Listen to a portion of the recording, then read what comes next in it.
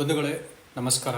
ಭಾರತ ದೇಶದ ನನ್ನ ಎಲ್ಲ ಕನ್ನಡದ ಬಾಂಧವರಿಗೆ, ವಿಶ್ವದಾದ್ಯಂತ ಇರುವಂತಹ ಎಲ್ಲ ನನ್ನ ಕನ್ನಡ ಭಾಷೆಯ ಮಿತ್ರರುಗಳಿಗೆ, ವಿಶೇಷವಾಗಿ ನಮ್ಮ ಬಸವ ಶರಣರ ಎಲ್ಲರಿಗೂ ಕೂಡ ನನ್ನ ಶರಣಾರ್ಥಿಗಳನ್ನು ತಿಳಿಸ್ತಾ, ಇನ್ನೂ ಮುಖ್ಯವಾಗಿ ನಮ್ಮ ಭಾರತ ದೇಶದಲ್ಲಿ ಅತ್ಯಂತ ತುಳಿತಕ್ಕೊಳಗಾಗಿರುವಂತಹ ದಲಿತ ಜನಾಂಗದವರನ್ನು ಉದ್ದೇಶಿಸಿ ಮತ್ತು ಶೋಷಿತ ವರ್ಗದವರೆಲ್ಲರ ನೋವಿನ ಕೂಗನ್ನು ಉದ್ದೇಶಿಸಿ ಪ್ರತಿನಿಧಿಸ್ತಾ, ಅದರಲ್ಲಿ ದೇಶದಲ್ಲಿ ಇತ್ತೀಚೆಗೆ ಹೆಚ್ಚುತ್ತಾ ಇರುವಂತಹ ಅತ್ಯಂತ ಪ್ರಮುಖವಾದಂತಹ ಕೋಮು ಗಲಭೆಗಳನ್ನು, ಅದರ ಮೂಲ ಕಾರಣಗಳನ್ನು, ಉದ್ದೇಶಗಳನ್ನು ಮನಸ್ಸಿನಲ್ಲಿಟ್ಕೊಂಡು ಈ ಒಂದು ವಿಡಿಯೋವನ್ನು ನಿಮ್ಮ ಮುಂದೆ ತಗೊಂಡು ಬರ್ತಾ ಇದ್ದೀನಿ. ಇದೊಂದು ನಮ್ಮ ಚಾನಲಲ್ಲಿ ವಿಭಿನ್ನವಾಗಿರುವಂತಹ ಒಂದು ವಿಡಿಯೋ ಆಗಿರುತ್ತೆ, ನನಗೆ ಅದು ಗೊತ್ತಿದೆ. ಆದರೂ ಕೂಡ ಇದರಲ್ಲಿ ವಾಸ್ತವಾಂಶಗಳು, ಸತ್ಯಗಳು ಏನಿದೆಯೋ, ಚಾರಿತ್ರಿಕ ಐತಿಹಾಸಿಕವಾಗಿ ನಡೆದಂಥದ್ದು ಏನಿದೆಯೋ ಸಂಪೂರ್ಣವಾಗಿ ಅಂಥದ್ದನ್ನೇ ನಾನು ಪ್ರಸ್ತುತಪಡಿಸ್ತಾ ಇದ್ದೀನಿ. ನಿಮ್ಮೆಲ್ರಿಗೂ ಇದನ್ನು ಮೊದಲೇ ಮನವರಿಕೆ ಮಾಡಿಕೊಡ್ತಾ, ಈ ವಿಡಿಯೋವನ್ನು ದಯವಿಟ್ಟು ಕೊನೆಯವರೆಗೂ ವೀಕ್ಷಿಸಬೇಕಂತ ನಿಮ್ಮೆಲ್ಲರಲ್ಲೂ ಕೂಡ ಪುನಃ ನಾನು ನಿಮ್ಮೆಲ್ಲರನ್ನು ಕೂಡ ಕೊನೆಯವರೆಗೂ ಈ ವಿಡಿಯೋವನ್ನು ವೀಕ್ಷಿಸಬೇಕು ಅಂತೇಳಿ ತಮ್ಮೆಲ್ಲರಲ್ಲೂ ಕೂಡ ಒಂದು ಕಳಕಳಿಯ ಭಿನ್ನವನ್ನು ಮಾಡಿಕೊಳ್ತೀನಿ. ನಾನು ಭಿನ್ನಯಿಸಿಕೊಳ್ಳುವಂಥವನಾಗಿದ್ದೇನೆ. ಯಾಕಂದರೆ ಪ್ರಿಯರೇ, ಈ ಒಂದು ನೋಡಿ, ಬುದ್ಧ, ಬಸವ, ಅಂಬೇಡ್ಕರ್ ಎಂಬಂಥವರು ಇವರು ಮೇಲ್ನೋಟಕ್ಕೆ ಶ್ರೇಷ್ಠ ಅಂತ ಅನಿಸಿಕೊಂಡಿದ್ದಂತಹ ಒಂದು ಧರ್ಮದವರು ಅಥವಾ ಮತ ಅಥವಾ ಪಂಥದವರು ಅಂತ ಏನು ಅಂದ್ಕೊಂಡಿದ್ರು. ಆದರೆ ಅವರು ಎಲ್ಲ ರೀತಿಯಾದಂತಹ ಒಂದು ಪರಿಶೀಲನೆಗೆ, ಅವಲೋಕನೆಗೆ ಹಚ್ಚಿ, ಅವರ ಶಾಸ್ತ್ರ ಗ್ರಂಥಗಳ ಕಡೆಗೆ ಗಮನವನ್ನು ಹಚ್ಚಿ, ಅವರ ಸಂಪ್ರದಾಯಗಳ ಕಡೆಗೆ ಕಣ್ಣನ್ನು ಹಾಕಿ, ಅವೆಲ್ಲವುಗಳನ್ನು ಕೂಡ ಕೂಲಂಕುಷವಾಗಿ ಪರಿಶೀಲಿಸಿದ ನಂತರ ಅವರು ತೆಗೆದುಕೊಂಡಂತಹ ತೀರ್ಮಾನ ಏನು ಅಂತಂದರೆ, ನಾವೇನೊಂದು ವ್ಯವಸ್ಥಿತವಾಗಿ ಆಚರಣಾತ್ಮಕವಾಗಿ ಮಾಡ್ಕೊಂಡು ಬರ್ತಾ ಇದ್ದೀವೋ, ಈ ಒಂದು ವ್ಯವಸ್ಥೆ, ಆಚರಣೆಗಳು, ಸಂಪ್ರದಾಯಗಳು ಇದು ಯಾವುದೂ ಕೂಡ ಒಂದು ನ್ಯಾಯವಾದ ವ್ಯವಸ್ಥೆಯಲ್ಲ. ಇದೊಂದು ಮಾನವೀಯ ಮೌಲ್ಯಗಳನ್ನು, ಸಮಾನವಾದಂತಹ ನ್ಯಾಯನ ದೃಷ್ಟಿಕೋನದಲ್ಲಿ ನಡೆಸ್ಕೊಂಡು ಹೋಗುವಂತಹ ಅಥವಾ ಎಲ್ಲ ಮನುಷ್ಯರಿಗೂ ಸಮಾನ ನ್ಯಾಯ ಒದಗಿಸಿಕೊಡುವಂಥ ವ್ಯವಸ್ಥೆ ಅಲ್ಲ ಇದು ಅಂತೇಳಿ ಈ ಮೂರು ಜನರು ಪ್ರಪಂಚದಲ್ಲಿ ಅಗ್ರಗಣ್ಯರಾಗಿರೋಂಥವ್ರು. ಬುದ್ಧ ಬಂದು ಇಡೀ ವಿಶ್ವದಲ್ಲಿ ಒಬ್ಬ ಜ್ಞಾನಿಯಾಗಿ ಗುರುತಿಸಲ್ಪಟ್ಟಿದ್ದಾನೆ ಇಡೀ ವಿಶ್ವದಲ್ಲಿ. ಮತ್ತು ಬಸವಣ್ಣನವರು ಇಡೀ ವಿಶ್ವದಲ್ಲಿ ಪ್ರಪ್ರಥಮ ಬಾರಿಗೆ ದಿ ವರ್ಲ್ಡ್ ಪಾರ್ಲಿಮೆಂಟ್ ಎಂಬಂತಹ ಒಂದು ವಿಚಾರ ಮಂಟಪವನ್ನು ತೆರೆದು ಎಲ್ಲ ವಿಧವಾದಂತಹ ಯಾವುದೇ ಜಾತಿ, ಭೇದ, ವರ್ಣ, ವರ್ಗಗಳ ಒಂದು ವ್ಯತ್ಯಾಸ, ತಾರತಮ್ಯವಿಲ್ಲದೆ ಬಸವಣ್ಣನವರು ಎಲ್ಲರನ್ನೂ ಕೂಡ ವಿಚಾರ ಮಂಟಪಕ್ಕೆ ಕರೆದು ಅವರು ಎಲ್ಲ ವಿಧವಾದಂಥ ಸಾಹಿತ್ಯಗಳನ್ನು ತೆಗೆದು ಅವುಗಳನ್ನು ವಿಮರ್ಶಿಸಿ ಅದರೊಳಗಿಂದ ಮನುಷ್ಯನ ಜೀವನದ ಅರ್ಥಕ್ಕೆ, ಮನುಷ್ಯನ ಜೀವನಕ್ಕೆ ಅರ್ಥ ನೀಡುವಂತಹ ಆಚರಣೆಗಳು ಏನು ಸಾಕಾಗುತ್ತೆ ಸರಳವಾಗಿ, ಅದನ್ನು ಬಿಟ್ಟು ಏನೆಲ್ಲ ಅನವಶ್ಯಕವಾದಂತಹ ಒಂದು ಆಚರಣೆಗಳು, ಸಂಪ್ರದಾಯಗಳನ್ನು ನಾವು ರೂಢಿಸ್ಕೊಂಡು ಬಂದಿದ್ದೀವಿ ಅಂತ ಹೇಳಿ ಬಸವಣ್ಣನವರು ವಿಚಾರ ಮಂಟಪದಲ್ಲಿ ಅದನ್ನು ಪ್ರಸ್ತುತಪಡಿಸಿ ಅವರು ಇಡೀ ಜಗತ್ತಿನಲ್ಲಿ ಇವತ್ತು ಜಗಜ್ಯೋತಿ ಬಸವೇಶ್ವರರು ಎಂಬಂತಹ ಒಂದು ಖ್ಯಾತಿಗೆ ಗುರಿಯಾಗಿದ್ದಾರೆ. ಕಾರಣ ವಾಸ್ತವಾಂಶಗಳನ್ನು ಅಧ್ಯಯನ ನಡೆಸಿ ಸಮಾಜಕ್ಕೆ ಬೆಳಕನ್ನು ನೀಡಿದಂತಹ ಒಬ್ಬ ನಾಯಕರು ಅಂತ ನಾವು ನೋಡ್ತೀವಿ ಬಸವಣ್ಣನವರು. ಆ ನಂತರ ಅಂಬೇಡ್ಕರ್ ಅವರು ಇಡೀ ಜಗತ್ತಿಗೆ ಗೊತ್ತಿರುವಂಥವರು. ಬುದ್ಧ ಹೇಗೆ ಜ್ಞಾನದಲ್ಲಿ ಜಗತ್ ಪ್ರಸಿದ್ಧನಾಗಿದ್ದನೋ, ಬಸವಣ್ಣನವರು ನ್ಯಾಯ ಮತ್ತು ಸಮಾನತೆಯಲ್ಲಿ ಮತ್ತು ಆಧ್ಯಾತ್ಮ ವಿಷಯಗಳ ಸಾಹಿತ್ಯದಲ್ಲಿ ಹೇಗೆ ವಿಶ್ವವಿಖ್ಯಾತಿಯನ್ನು ಹೊಂದಿದರೋ, ಅದೇ ರೀತಿ ನಮ್ಮ ಡಾಕ್ಟರ್ ಅಂಬೇಡ್ಕರ್ ಅವರು ಬಂದು ಕಾನೂನು ಎಂಬಂತಹ ವಿಷಯದಲ್ಲಿ ಮನುಷ್ಯನಿಗೆ ಯಾವ ಕಾನೂನಿನ ಅವಶ್ಯಕತೆ ಇರುತ್ತೆ ಭವಿಷ್ಯದಲ್ಲಿ ಅಂತ ಹೇಳಿ ಭವಿಷ್ಯದ ಕನಸನ್ನು ಕಟ್ಕೊಂಡು ಅವರು ಇಡೀ ಭಾರತ ದೇಶಕ್ಕೆ ಮಾತ್ರ ಅಲ್ಲ, ಇವತ್ತು ಇಡೀ ಜಗತ್ತಿನ ಎಲ್ಲ ದೇಶಗಳು ಕೂಡ ಉಬ್ಬೇರಿಸಿ ಎದುರು ನೋಡುವಂತಹ, ಉಬ್ಬೇರಿಸಿ ಆಶ್ಚರ್ಯಚಕಿತರಾಗುವಂತಹ ಒಂದು ಬೃಹತ್ತಾದಂಥ ಸಂವಿಧಾನವನ್ನು ಬರೆದು ಕೊಟ್ಟರು. ಅದು ಇವತ್ತು ಜಗತ್ತಿನಲ್ಲಿ ಅತ್ಯಂತ ದೊಡ್ಡ ಸಂವಿಧಾನ ನಮ್ಮ ದೇಶ ಅನ್ನುವಂಥದ್ದು ನಮ್ಮೆಲ್ಲರ ಹೆಮ್ಮೆಯಾಗಿದೆ. ಹಾಗಾದರೆ ಇಷ್ಟೊಂದು ಬೃಹತ್ತಾದಂತಹ ಜ್ಞಾನವುಳ್ಳ, ಇಂತಹ ಮೇಧಾಶಕ್ತಿಯುಳ್ಳ, ಇಂತಹ ಅಗ್ರಗಣ್ಯ ಸ್ಥಾನ ಜಗತ್ತಿನಲ್ಲಿ ಈ ಮೂರು ಜನರು ಮೂರು ವಿಷಯಗಳಲ್ಲಿ ಅಗ್ರಗಣ್ಯ ಸ್ಥಾನಗಳಲ್ಲಿ ನಿಲ್ಲುವಂಥವರು. ಕಾನೂನು ಇರಬಹುದು, ಮಾನವತಾವಾದ ಇರಬಹುದು, ಅಥವಾ ಜ್ಞಾನದಲ್ಲಿ ಇರಬಹುದು. ಇಂತಹ 3 ಮೇರು ನಾಯಕರುಗಳು ಅತ್ಯಂತ ಅನ್ಯಾಯದ ವ್ಯವಸ್ಥೆ ಅಂತ ಹೇಳಿ ತಾವು ಒಂದು ವ್ಯವಸ್ಥೆಯನ್ನು ಅಥವಾ ಆಚಾರವನ್ನು ಅಥವಾ ಅವರಿದ್ದಂಥ ಒಂದು ಪಂಥವನ್ನು ತ್ಯಜಿಸಿ ಅದನ್ನು ಯಾಕೆ ಬಿಟ್ಟು ಹೋದರು? ಅದು ಯಾವುದಿರಬಹುದು? ಯಾಕಂದರೆ ನಾವು ಕೇಳಿಸ್ಕೊಳ್ತಾ ಇರೋಂಥ ಏನು ಹಿಂದೂ ಅನ್ನೋ ಶಬ್ದ ಇದೆ, ಅದು ಈಗ ನಾವು ಬಳಸ್ತಾ ಇದ್ದೀವಿ. ಅದನ್ನು ಅಂತ ನಾನು ಉದ್ದೇಶವಾಗಿ ಹೇಳ್ತಾ ಇಲ್ಲ, ಅದನ್ನು ಈಗ ನಾವು ಬಳಸ್ತಾ ಇದ್ದೀವಿ. ಆದರೆ ಅದಕ್ಕೆ ಹಿಂದೆ ಇದ್ದಂಥದ್ದು ವೈದಿಕ ಪದ್ಧತಿ ಅಂತ ಹೇಳ್ತಿದ್ರು, ಅಥವಾ ವೈದಿಕ ಪಂಥ ಅಂತ ಹೇಳ್ತಿದ್ರು. ಅದಕ್ಕಿಂತ ಹಿಂದೆ ಹೋಗ್ತಾರೆ ನಾವು ನೋಡೋದಾದರೆ ಸನಾತನ ಅಂತ ಬಳಸ್ತಾ ಇದ್ವಿ.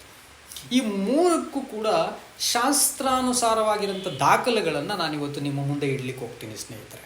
ದಾಖಲೆಗಳ ಸಹಿತ, ಚರಿತ್ರೆಯ ಸಹಿತ, ಶಾಸ್ತ್ರ ಗ್ರಂಥಗಳ ಸಹಿತವಾಗಿ.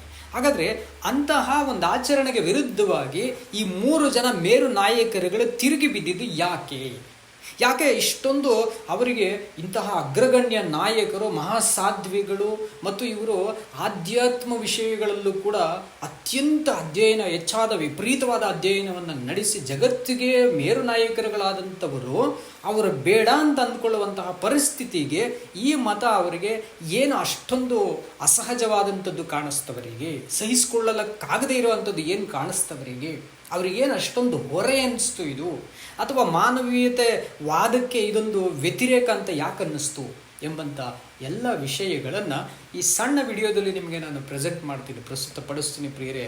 ದಯವಿಟ್ಟು ಕೊನೆವರೆಗೂ ನೋಡಿ ಅಂತ ಪುನಃ ನಿಮ್ಮನ್ನು ನಾನು ಕೇಳ್ಕೊಳ್ತಾ ಇರ್ತೀನಿ. ಇಲ್ಲಾಂದರೆ ಈ ಮೇರು ನಾಯಕರಗಳ ಜ್ಞಾನಕ್ಕೆ ನಾವು ಅವಮಾನ ಪಡಿಸಿದಂಗಾಗುತ್ತೆ, ನಿರ್ಲಕ್ಷ್ಯವನ್ನು ತೋರಿಸಿದಂಗಾಗುತ್ತೆ.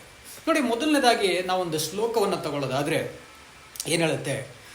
ಈ ಶ್ಲೋಕವನ್ನು ಎಲ್ಲ ಜನಗಳು ತಮ್ಮ ಧರ್ಮವನ್ನು ಅಥವಾ ಪಂಥವನ್ನು ಅಥವಾ ಆಚಾರವನ್ನು ಸಮರ್ಥಿಸಿಕೊಳ್ಳೋದಕ್ಕೆ ಅಂತ ಇದನ್ನು ಬಳಸ್ತಾರೆ.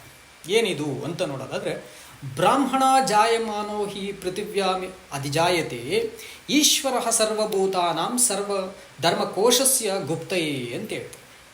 ಅಂದರೆ ಈ 3 ಜನ ಮೇರ್ನಾಯಕರುಗಳು ಏನಿದ್ದಾರೆ, ಇವರಿಗೆ ಮೊದಲನೇದಾಗಿನೇ ಕೋಪವನ್ನು ಉಂಟು ಮಾಡೋಂತಹ ಒಂದು ಶ್ಲೋಕ ಇಲ್ಲಿ ನಾವು ನೋಡ್ತೀವಿ. ಇದು ಅವರಿಗೆ ಮಾತ್ರವಲ್ಲದೆ ಪ್ರತಿಯೊಬ್ಬ ಬ್ರಾಹ್ಮಣೇತರನಾಗಿರುವಂತಹ ಎಲ್ಲ ಜಾತಿ, ಕುಲ, ಪಂಥ, ವರ್ಗ, ಮತ, ಅಥವಾ ಅವನೊಬ್ಬ ನಾಸ್ತಿಕವಾದಿಯಾಗಿದ್ದರೂ ಕೂಡ ಅವರೆಲ್ಲರಿಗೂ ಕೂಡ ಅತ್ಯಂತ ಕೋಪ ಬರುವಂತಹ, ವ್ಯತಿರೇಕಿಸಬೇಕು, ಇದನ್ನು ಪ್ರತಿಭಟಿಸಬೇಕು, ಇದನ್ನು ವಿರೋಧಿಸಬೇಕು ಎಂಬಂತಹ ಒಂದು ಭಾವವನ್ನು ಮೂಡಿಸುತ್ತೆ ಈ ಶ್ಲೋಕ.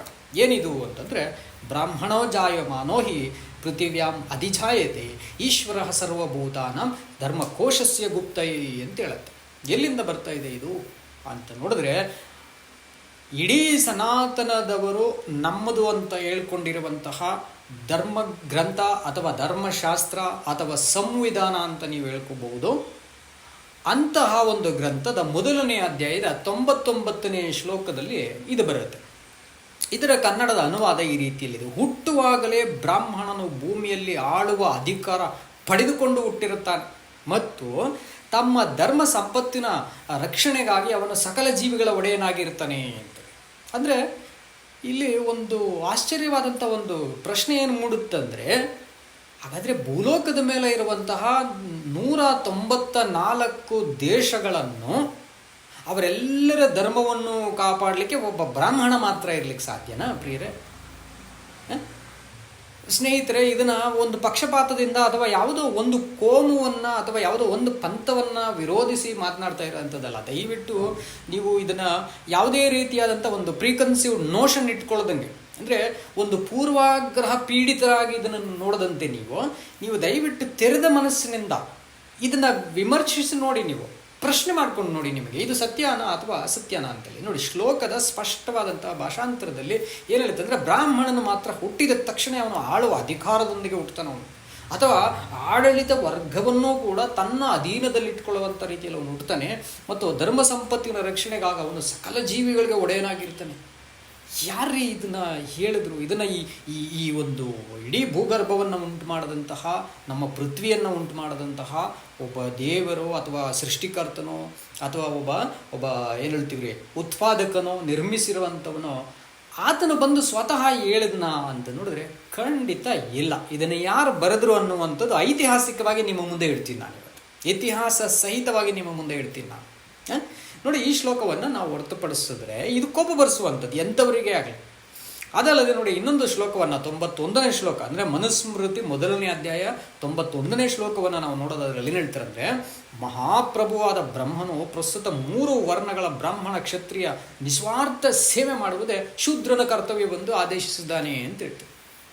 ಹಾಗಾದರೆ ಈ ಬ್ರಾಹ್ಮಣರು, ಈ ಒಂದು ವೈಶ್ಯರು, ಕ್ಷತ್ರಿಯರು ಇವರುಗಳ ಸೇವೆ ಮಾಡಿಕೊಂಡೇ ಸಾಯ್ಬೇಕು, ಇವನು ಅವರಿಗೆ ಗುಲಾಮನಾಗಿ ದಾಸನಾಗಿಯೇ ಇರಬೇಕಂತೇಳಿ ಶೂದ್ರರನ್ನು ಮಾಡದೆ ಅಂತ ಹೇಳ್ಬಿಟ್ಟು ಈ ಸೃಷ್ಟಿಕರ್ತನಾದಂಥವನು ಹೇಳಿದ್ರೆ ಎಷ್ಟು ದ್ರೋಹ ಮಾಡ್ದಂಗೆ ಆಗ್ತದೆ, ಅನ್ಯಾಯ ಮಾಡ್ದಂಗೆ ಆಗ್ತದೆ. ಅವನು ಅದು ಸರಿ ಅಂತ ಅನ್ನಿಸ್ಕೊಳ್ಳುತ್ತರ ನಮಗೆ? ನೋಡಿ, ಹೇಳ್ತಾನೆ 100ನೇ ಶ್ಲೋಕದಲ್ಲಿ ಈ ರೀತಿಯಲ್ಲಿ ಹೇಳ್ತಾನೆ, ಈ ಭೂಮಿಯಲ್ಲಿ ಸೇರಿರುವುದೆಲ್ಲವೂ ಬ್ರಾಹ್ಮಣನಿಗೆ ಸೇರಿದ್ದಾಗಿದೆ. ಬ್ರಾಹ್ಮಣನು ಶ್ರೇಷ್ಠವಾದ ಜನ್ಮವನ್ನು ಪಡೆದಿದ್ದರಿಂದ ಇವೆಲ್ಲವನ್ನೂ ಹೊಂದಲು ಅವನೇ ಅರ್ಹನಾಗಿರ್ತಾನೆ. ಏನ್ರಿ, ಭೂಲೋಕದಲ್ಲಿರೋಂಥ 194 ದೇಶಗಳು, 6 ಖಂಡಗಳು ಮತ್ತು 7 ಸಾಗರಗಳು, 7 ಮಹಾ ಸಮುದ್ರಗಳು, ಎಲ್ಲವುಗಳನ್ನು, ಪರ್ವತಗಳು, ಶಿಖರಗಳು, ನದಿಗಳು ಎಲ್ಲವನ್ನೂ ಇವನಿಗೆ ಮಾತ್ರ ಸ್ವಂತ ಅಂತ ಏನೋ ಅಗ್ರಿಮೆಂಟ್ ರಿಜಿಸ್ಟ್ರ್ ಏನಾದರೂ ಮಾಡಿಕೊಟ್ಬಿಟ್ರ ಬ್ರಾಹ್ಮಣನಿಗೆ ಅಂತ ಹೇಳಿ? ಎಷ್ಟು ಮೂರ್ಖವಾಗಿರೋಂಥ ವಿಷಯಗಳನ್ನು ಇವರು ಬರೆದಿದ್ದಾರೆ. ಮತ್ತು ಯಾರು ಬರೆದ್ರೆ ಅಂತ ನಾನು ಹೇಳುವಾಗ ನಿಮ್ಗೆ ಅರ್ಥ ಆಗಿಬಿಡುತ್ತೆ. ನಾನು ನಿಮ್ಮನ್ನು ವ್ಯತಿರೇಕಿಸ್ತಾ ಇಲ್ಲ, ಬ್ರಾಹ್ಮಣ ಸಮುದಾಯದ ವಿರೋಧಿ ಖಂಡಿತ ಅಲ್ಲ. ಬ್ರಾಹ್ಮಣ ಸಮುದಾಯವನ್ನು ನಾನು ಸಾಹಿತ್ಯದ ಪರವಾಗಿ ಹೋದರೆ ತುಂಬ ಗೌರವಿಸ್ತೀನಿ, ತುಂಬ ಗೌರವಿಸ್ತೀನಿ. ನಾನು ಅದನ್ನು ವ್ಯಕ್ತಿಗತವಾಗಿ ಅವರನ್ನು ಗೌರವಿಸ್ತೀನಿ. ಯಾಕಂದರೆ ನನಗೆ ಸಾಹಿತ್ಯದ ಮೇಲೆ ಇರುವಂಥ ಪ್ರೀತಿ, ಸಾಹಿತ್ಯದ ಮೇಲೆ ಇರುವಂಥ ಗೌರವ, ಸಾಹಿತ್ಯವನ್ನು ನಾನು ಸ್ವಯಂ ರುಚಿ ನೋಡಿ ನಾನು ಆ ಒಂದು ಆನಂದವನ್ನು ಅನುಭವಿಸುವ ಕಾರಣದಿಂದ ಬ್ರಾಹ್ಮಣತ್ವ ನಿಜವಾದ ತತ್ವಗಳನ್ನು ಉದ್ದೇಶಿಸಿ ಇದ್ದುಬಿಟ್ರೆ ಆ ಬ್ರಾಹ್ಮಣನನ್ನು ಎಲ್ಲರೂ ಬ್ರಾಹ್ಮಣರಾಗಬೇಕಾಗ್ತದೆ. ಆಸೆ ಪಡುತ್ತಾರೆ ಎಲ್ಲರೂ ಬ್ರಾಹ್ಮಣನಾಗಬೇಕಾಗ್ತಾರೆ. ನಾನು ಹೇಳ್ತಿರೋದು ತಾತ್ವಿಕವಾದಂತಹ ಸಾಹಿತ್ಯಪರವಾಗಿರುವಂಥ ಬ್ರಾಹ್ಮಣ. ಏನ್ರಿ, ಈ ಮನುಸ್ಮೃತಿಯಲ್ಲಿ ಬರೀ ಬ್ರಾಹ್ಮಣರಿಗೋಸ್ಕರವಾಗಿ ಅಂತ ಮಾಡ್ಕೊಂಡಿರೋಂತಹ ಈ ಮೂರ್ಖವಾದಂಥ ವ್ಯವಸ್ಥೆ ಏನಿದೆ, ಆ ವ್ಯವಸ್ಥೆ ಅಂತ ಹೋಗ್ಬಿಟ್ರೆ ಬ್ರಾಹ್ಮಣ ಅನ್ನುವಂಥದ್ದು ಈ ಭೂಲೋಕದಲ್ಲಿ ಎಷ್ಟು ದೊಡ್ಡ ಶಾಪ ಎಲ್ಲ ದೇಶಗಳಿಗೂ. ಯಾಕಂದರೆ ಬ್ರಾಹ್ಮಣರು ಎಲ್ಲವೂ ನಮಗೆ ಸೇರಿದ್ದು ಅಂತ ಹೇಳ್ಕೊಳ್ಬೇಕು ಅಂತ ಈತ ಬರೆದಿಟ್ಟಿದ್ದಾನೆ. ಒಬ್ಬಾತ ಬರೆದಿರುವಂತಹ ವ್ಯಕ್ತಿ ಇದನ್ನು ಬರೆದಿಟ್ಟಿದ್ದಾನೆ. ಯಾರ ವ್ಯಕ್ತಿ ಅಂತ ಕೂಡ ನಾವು ನೋಡೋಕೆ ಮುಂಚೆ ಇನ್ನೊಂದು ಶ್ಲೋಕವನ್ನು ನಿಮಗೆ ತೋರಿಸ್ಬಿಡ್ತೀನಿ ನಾನು. ನೋಡಿ, 31, 30, 32ನೇ ಶ್ಲೋಕಗಳು 2ನೇ ಅಧ್ಯಾಯದಲ್ಲಿ, ಮನುಸ್ಮೃತಿ 2ನೇ ಅಧ್ಯಾಯ 31, 32 ಶ್ಲೋಕಗಳಲ್ಲಿ ಈ ರೀತಿ ನೋಡ್ತೀವಿ. ಬ್ರಾಹ್ಮಣನಿಗೆ ಶುಭ ಸೂಚಕವಾದ, ಕ್ಷತ್ರಿಯನಿಗೆ ಶಕ್ತಿ ಸೂಚಕವಾದ, ವೈಶ್ಯನಿಗೆ ಧನ ಸೂಚಕವಾದ ಹಾಗೂ ಶೂದ್ರನಿಗೆ ಅಸಹ್ಯ ಸೂಚಕವಾದ ಹೆಸರುಗಳನ್ನು ಇಡಬೇಕು ಅಂತ ಹೇಳ್ತಾರೆ. ಏನ್ರಿ ಅರ್ಥ ಇದೆ? ಇನ್ನು ಮಗು ಹುಟ್ಟಿದ ತಕ್ಷಣ ನೀವು ಅವನನ್ನು ಬ್ರಾಹ್ಮಣ ಅಂತ ಅವನಿಗೊಂದು ಹೆಸರಿಟ್ಟು ಬಿಡ್ತೀರಾ. ಆಮೇಲೆ ಅವನಿಗೆ ಕ್ಷತ್ರಿಯ ಅಂತ ಇನ್ನೊಬ್ಬನಿಗೆ ಅವನಿಗೆ ನೀವೇ ಹೇಳ್ಬಿಡ್ತೀವಿ. ಅವನಿಗೆ ಕ್ಷತ್ರಿಯ ಧರ್ಮ ಇದೆಯೋ, ದೇಹದಲ್ಲ ಶಕ್ತಿ ಇದೆಯೋ ಇಲ್ವೋ, ಅವನು ಮೈಗೂಡಿಸ್ಕೊಳ್ತಾನೆ ಇಲ್ವೋ, ಆ ಕೆಲಸ ಅವನಿಗೆ ಇಷ್ಟ ಇದೆಯೋ ಇಲ್ವೋ, ಅದನ್ನೆಲ್ಲ ನಾವು ಕೇಳಲ್ಲ. ಕ್ಷತ್ರಿಯ ಹುಟ್ಟಿದಾನೆ, ಆ ಮಗುವಿನಲ್ಲೇ ಅವನಿಗೆ ಒಂದು ಟ್ಯಾಗನ್ನು ಹಾಕ್ಬಿಡ್ಬೇಕು, ಒಂದು ಟ್ಯಾಗ್ಲೈನ್, ಒಂದು ಹಣೆಪಟ್ಟಿಯನ್ನು ಅವನಿಗೆ ಬರೆದು ಬಿಡಬೇಕು. ನೀನು ಕ್ಷತ್ರಿಯ ಅಷ್ಟೇ, ನೀನು ರಕ್ಷಣೆಗಂತಲೇ, ನೀನು ದೇಶ ಕಾಯಕ್ಕಂತಲೇ, ನೀನು ಕಾಪಾಡಕ್ಕಂತಲೇ ಹುಟ್ಟಿರೋಂಥವು, ನೀನು ಅಲ್ಲೇ ಸಾಯ್ಬೇಕಷ್ಟೇ ನೀನು. ಸೊ ಆಗ ನಿಮ್ಮನ್ನು ಕಾಪಾಡಲಿಕ್ಕೆ ಒಂದು ಕ್ಷತ್ರಿಯ ವರ್ಗ ಅಂತ, ಮತ್ತು ಈ ಕ್ಷತ್ರಿಯ ವರ್ಗಕ್ಕೂ ಮತ್ತು ಬ್ರಾಹ್ಮಣ ವರ್ಗಕ್ಕೂ ನಡುವೆ ವ್ಯವಹಾರ ಜ್ಞಾನವನ್ನು ನೋಡ್ಕೊಳ್ಳುವಂಥ ವೈಶ್ಯನಿಗೆ ನೀನು ವ್ಯಾಪಾರ ವಹಿವಾಟುಗಳು ವ್ಯವಸ್ಥೆಗಳನ್ನು ನೀನು ನೋಡ್ಕೊಳ್ಬೇಕು ಅಂತ ಅವನಿಗೆ ವೈಶ್ಯನಿಗೆ ಧನಸೂಚಕವಾದಂತಹ ಹೆಸರು. ಆದರೆ ಈ 3 ಜನರುಗಳಿಗೆ ಗುಲಾಮನಾಗಿದ್ದುಕೊಂಡು ಎಲ್ಲ ಕೆಲಸಗಳನ್ನು ದಾಸನಂತೆ ಗುಲಾಮನಂತೆ ಮಾಡ್ಕೊಳ್ಬೇಕು. ಅವನಿಗೆ ಹೆಸರಿಡಿದ ತಕ್ಷಣವೇ ಅವನು ಗೊತ್ತಾಗ್ಬಿಡ್ಬೇಕು. ಯಾಕಂದರೆ ಇವನು ಯಾರಂತ ಈಗ ಬೇರೆ ಒಂದು ಊರಿಗೋ ಅಥವಾ ಬೇರೆ ಒಂದು ನಗರಕ್ಕೋ ಹೋಗ್ಬಿಡುವಾಗ ಒಬ್ಬ ವ್ಯಕ್ತಿಯನ್ನು, ಮನುಷ್ಯನನ್ನು ನೋಡಿದ ತಕ್ಷಣ ಗೊತ್ತಾಗಲ್ಲ ಅವನು ಯಾವ ಜಾತಿ, ಯಾವ ವರ್ಣದವನು ಅಂತೇಳಿ. ಯಾಕಂದರೆ ವರ್ಣ ಅನ್ನುವಂಥದ್ದು ಬಣ್ಣದ ರೀತಿಯಲ್ಲಿ ಅವನಿಗೆ ಲೇಪನ ಮಾಡಿಸಿಲ್ಲ. ಹಾಗಾಗಿ ಅವನ್ನ ಕಂಡುಹಿಡಿಯೋದು ಹೇಗೆ? ಅದಕ್ಕೆ ಅವನಿಗೆ ಹೆಸರು ಇದು ಅಂತ ಇಟ್ಬಿಟ್ರೆ ಅವನ ಹೆಸರು ಹೇಳುವಾಗಲೇ ಅವನು ದಾಸ ಅಂತ ಹೇಳ್ಕೊಂಡು. ಬೇರೆ ಶ್ಲೋಕಗಳಲ್ಲಿ ನಾನು ಇನ್ನು ಮುಂದಿನ ಶ್ಲೋಕಗಳಲ್ಲಿ ನಿಮಗೆ ತೋರಿಸ್ತೀನಿ. ಏನ್ರಿ, ಬ್ರಾಹ್ಮಣರಿಗೆ ಶರ್ಮ ಅಂತ ಇಟ್ಕೊಳ್ರಿ, ಕ್ಷತ್ರಿಯನಿಗೆ ವರ್ಮ ಅಂತ ಲಾಸ್ಟಲ್ಲಿ ಟ್ಯಾಗ್ ಆ್ಯಡ್ ಮಾಡ್ಕೊಳ್ರಿ ನೀವು, ಮತ್ತು ಶೂದ್ರನಿಗೆ ದಾಸ ಅಂತ ಇಟ್ಕೊಳ್ರಿ, ವೈಶ್ಯನಿಗೆ ಗುಪ್ತ ಅಂತ ಇಟ್ಕೊಳ್ರಿ ಅಂತ ಹೇಳ್ತಾರೆ. ಶರ್ಮ, ವರ್ಮ, ಗುಪ್ತ, ದಾಸ ಅಂತ. ದಾಸ ಅಂತ ಹೆಸರು ಟ್ಯಾಗ್ಲೈನ್ ಯಾರಿಗೆಲ್ಲ ಇದೆಯೋ ಆ ಒಂದು ಹೆಸರು ಶೂದ್ರರಿಗಿಡಬೇಕು ಅಂತ ಹೇಳಿ ಮನುಸ್ಮೃತಿಯಲ್ಲಿ ಸಾಂವಿಧಾನಿಕವಾದಂಥ ಕಟ್ಟಳೆ, ಕಾನ್ಸ್ಟಿಟ್ಯೂಷನಲ್ ಲಾ ಅಂತ ಹೇಳಿ ಇದನ್ನು ಮಾಡಿರೋ ಅಂಥದ್ದು. ಬಟ್ ಇದು ಯಾವ ದೇಶದ ಕಾನ್ಸ್ಟಿಟ್ಯೂಷನ್ನು? ಯಾವ ದೇಶಕ್ಕಿದು ಸಂವಿಧಾನವಾಗಿತ್ತು ಅನ್ನೋ ಅಂಥದ್ದೇ ನಿಮ್ಮೆಲ್ಲರ ಕಣ್ತರಿಸುವಂಥದ್ದು.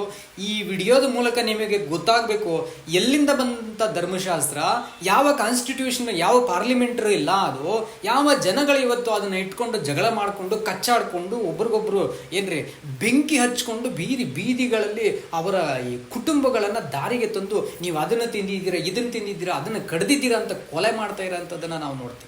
ಇಷ್ಟೊಂದು ನಮ್ಮ ದೇಶದಲ್ಲಿ ಕೋಮು ಗಲಭೆಯನ್ನು ಸೃಷ್ಟಿಸಿ ದೇಶದ ಶಾಂತಿಯನ್ನು ಹಾಳು ಮಾಡಿ ಇವತ್ತು ಅತಿ ದೊಡ್ಡ ಜನಸಂಖ್ಯೆಯುಳ್ಳಂಥ ಏಕೈಕ ದೇಶ ಜಗತ್ತಿನಲ್ಲಿ ಅಂತಹ ದೇಶವನ್ನು ಅಶಾಂತಿಯ ಬೀಡನ್ನಾಗಿ ಮಾಡ್ತಾ ಇರೋಂತಹ ಈ ಒಂದು ವ್ಯವಸ್ಥೆ, ಆಚಾರಗಳು, ಸಂಪ್ರದಾಯಗಳು ಗೊಡ್ಡು ಮೂರ್ಖವಾಗಿರುವಂಥ ಜ್ಞಾನವಿಲ್ಲದ ಪರಮ ಅಜ್ಞಾನವನ್ನು ತುಂಬಿಕೊಂಡಿದೆ ಅನ್ನೋಂಥದ್ದನ್ನು ನೀವು ಹೇಳ್ತೀರಾ.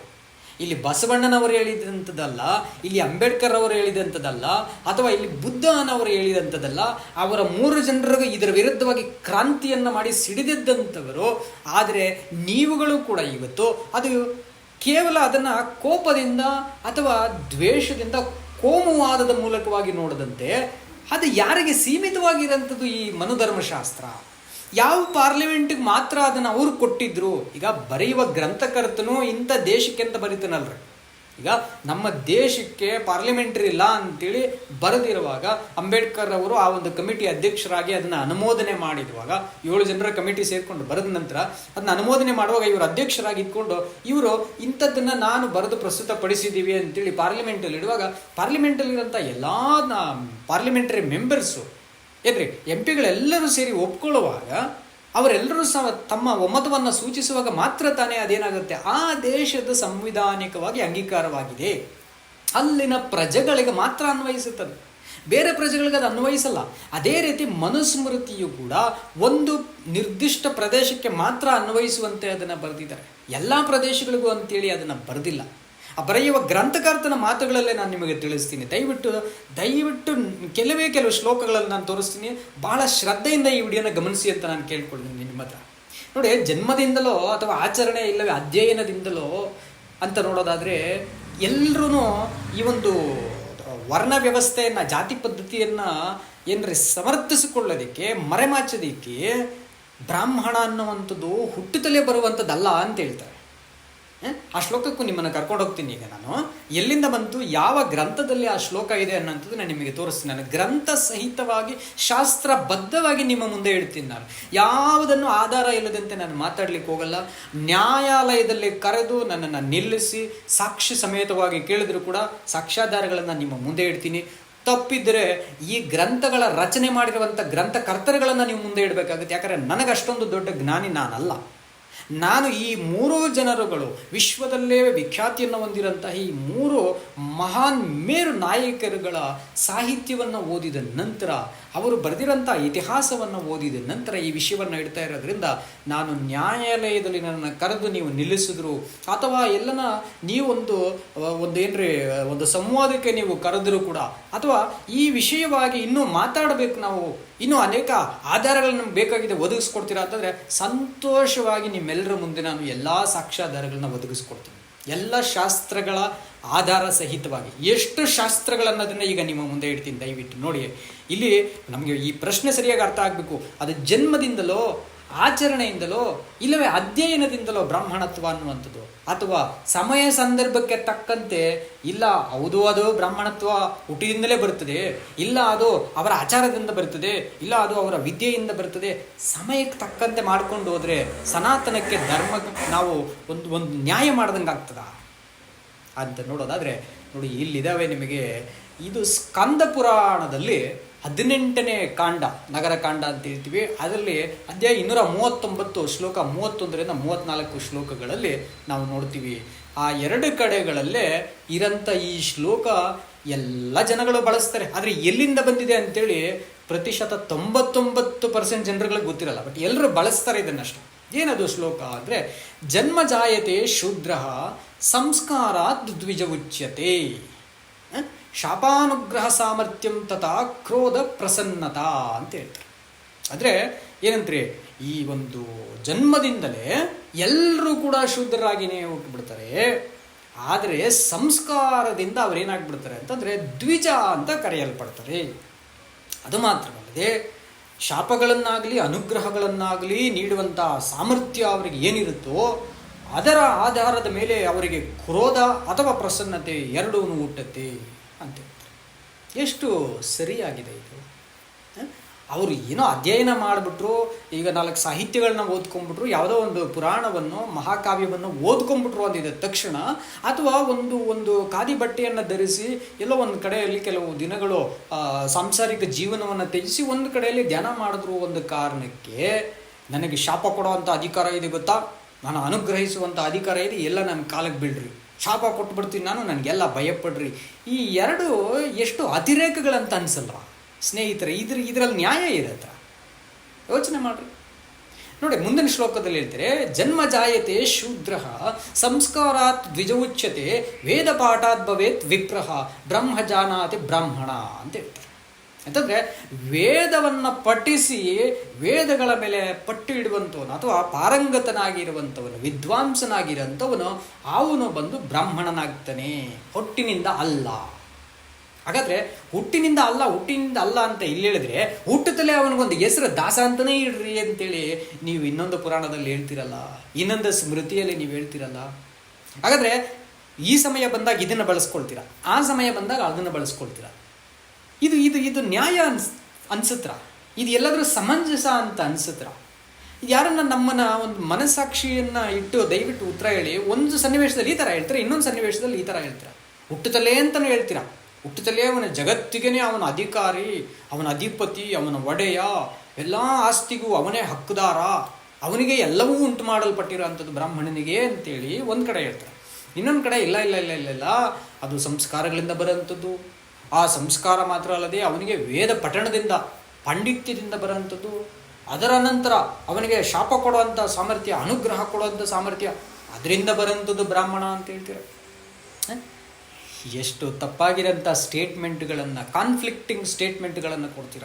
ಒಂದಕ್ಕೊಂದು ಹೊಂದ್ಕೊಳ್ಳೋದೇ ಇಲ್ಲ ಎಲ್ಲೂ. ಹಾಗಾದರೆ ಈ ವೇದ ಪಾಠಾತ್ ಭವೇತ್ ವಿಪ್ರಹ ಅಂತಂದರೆ, ಈ ವಿಪ್ರರಾಗಬೇಕು ಅಂತಂದರೆ ಅವರು ವೇದ ಪಾರಂಗತರಾಗಬೇಕು. ಯಾವ್ಯಾವುದು ವೇದಗಳು ಅಂತ ನೋಡಿದ್ರೆ 4 ವೇದಗಳು ಮತ್ತು ಆ ವೇದಗಳಲ್ಲಿರೋಂತಹ ಭಾಗಗಳ 11 ಪ್ರಮುಖ ಭಾಗಗಳು. ಒಟ್ಟು ಸುಮಾರು 23,816 ಶ್ಲೋಕಗಳಿರ್ತದೆ. 4 ವೇದಗಳನ್ನು ತಗೊಂಡ್ರೆ ನಾವು ವೇದಗಳನ್ನಂಥದ್ದು ಬರೀ ವೇದ ಅಂತ ಒಂದು ಅಲ್ರಿ, ಎಲ್ರಿಗೂ ಗೊತ್ತಿರೋಂಥದ್ದು ನಮಗದು.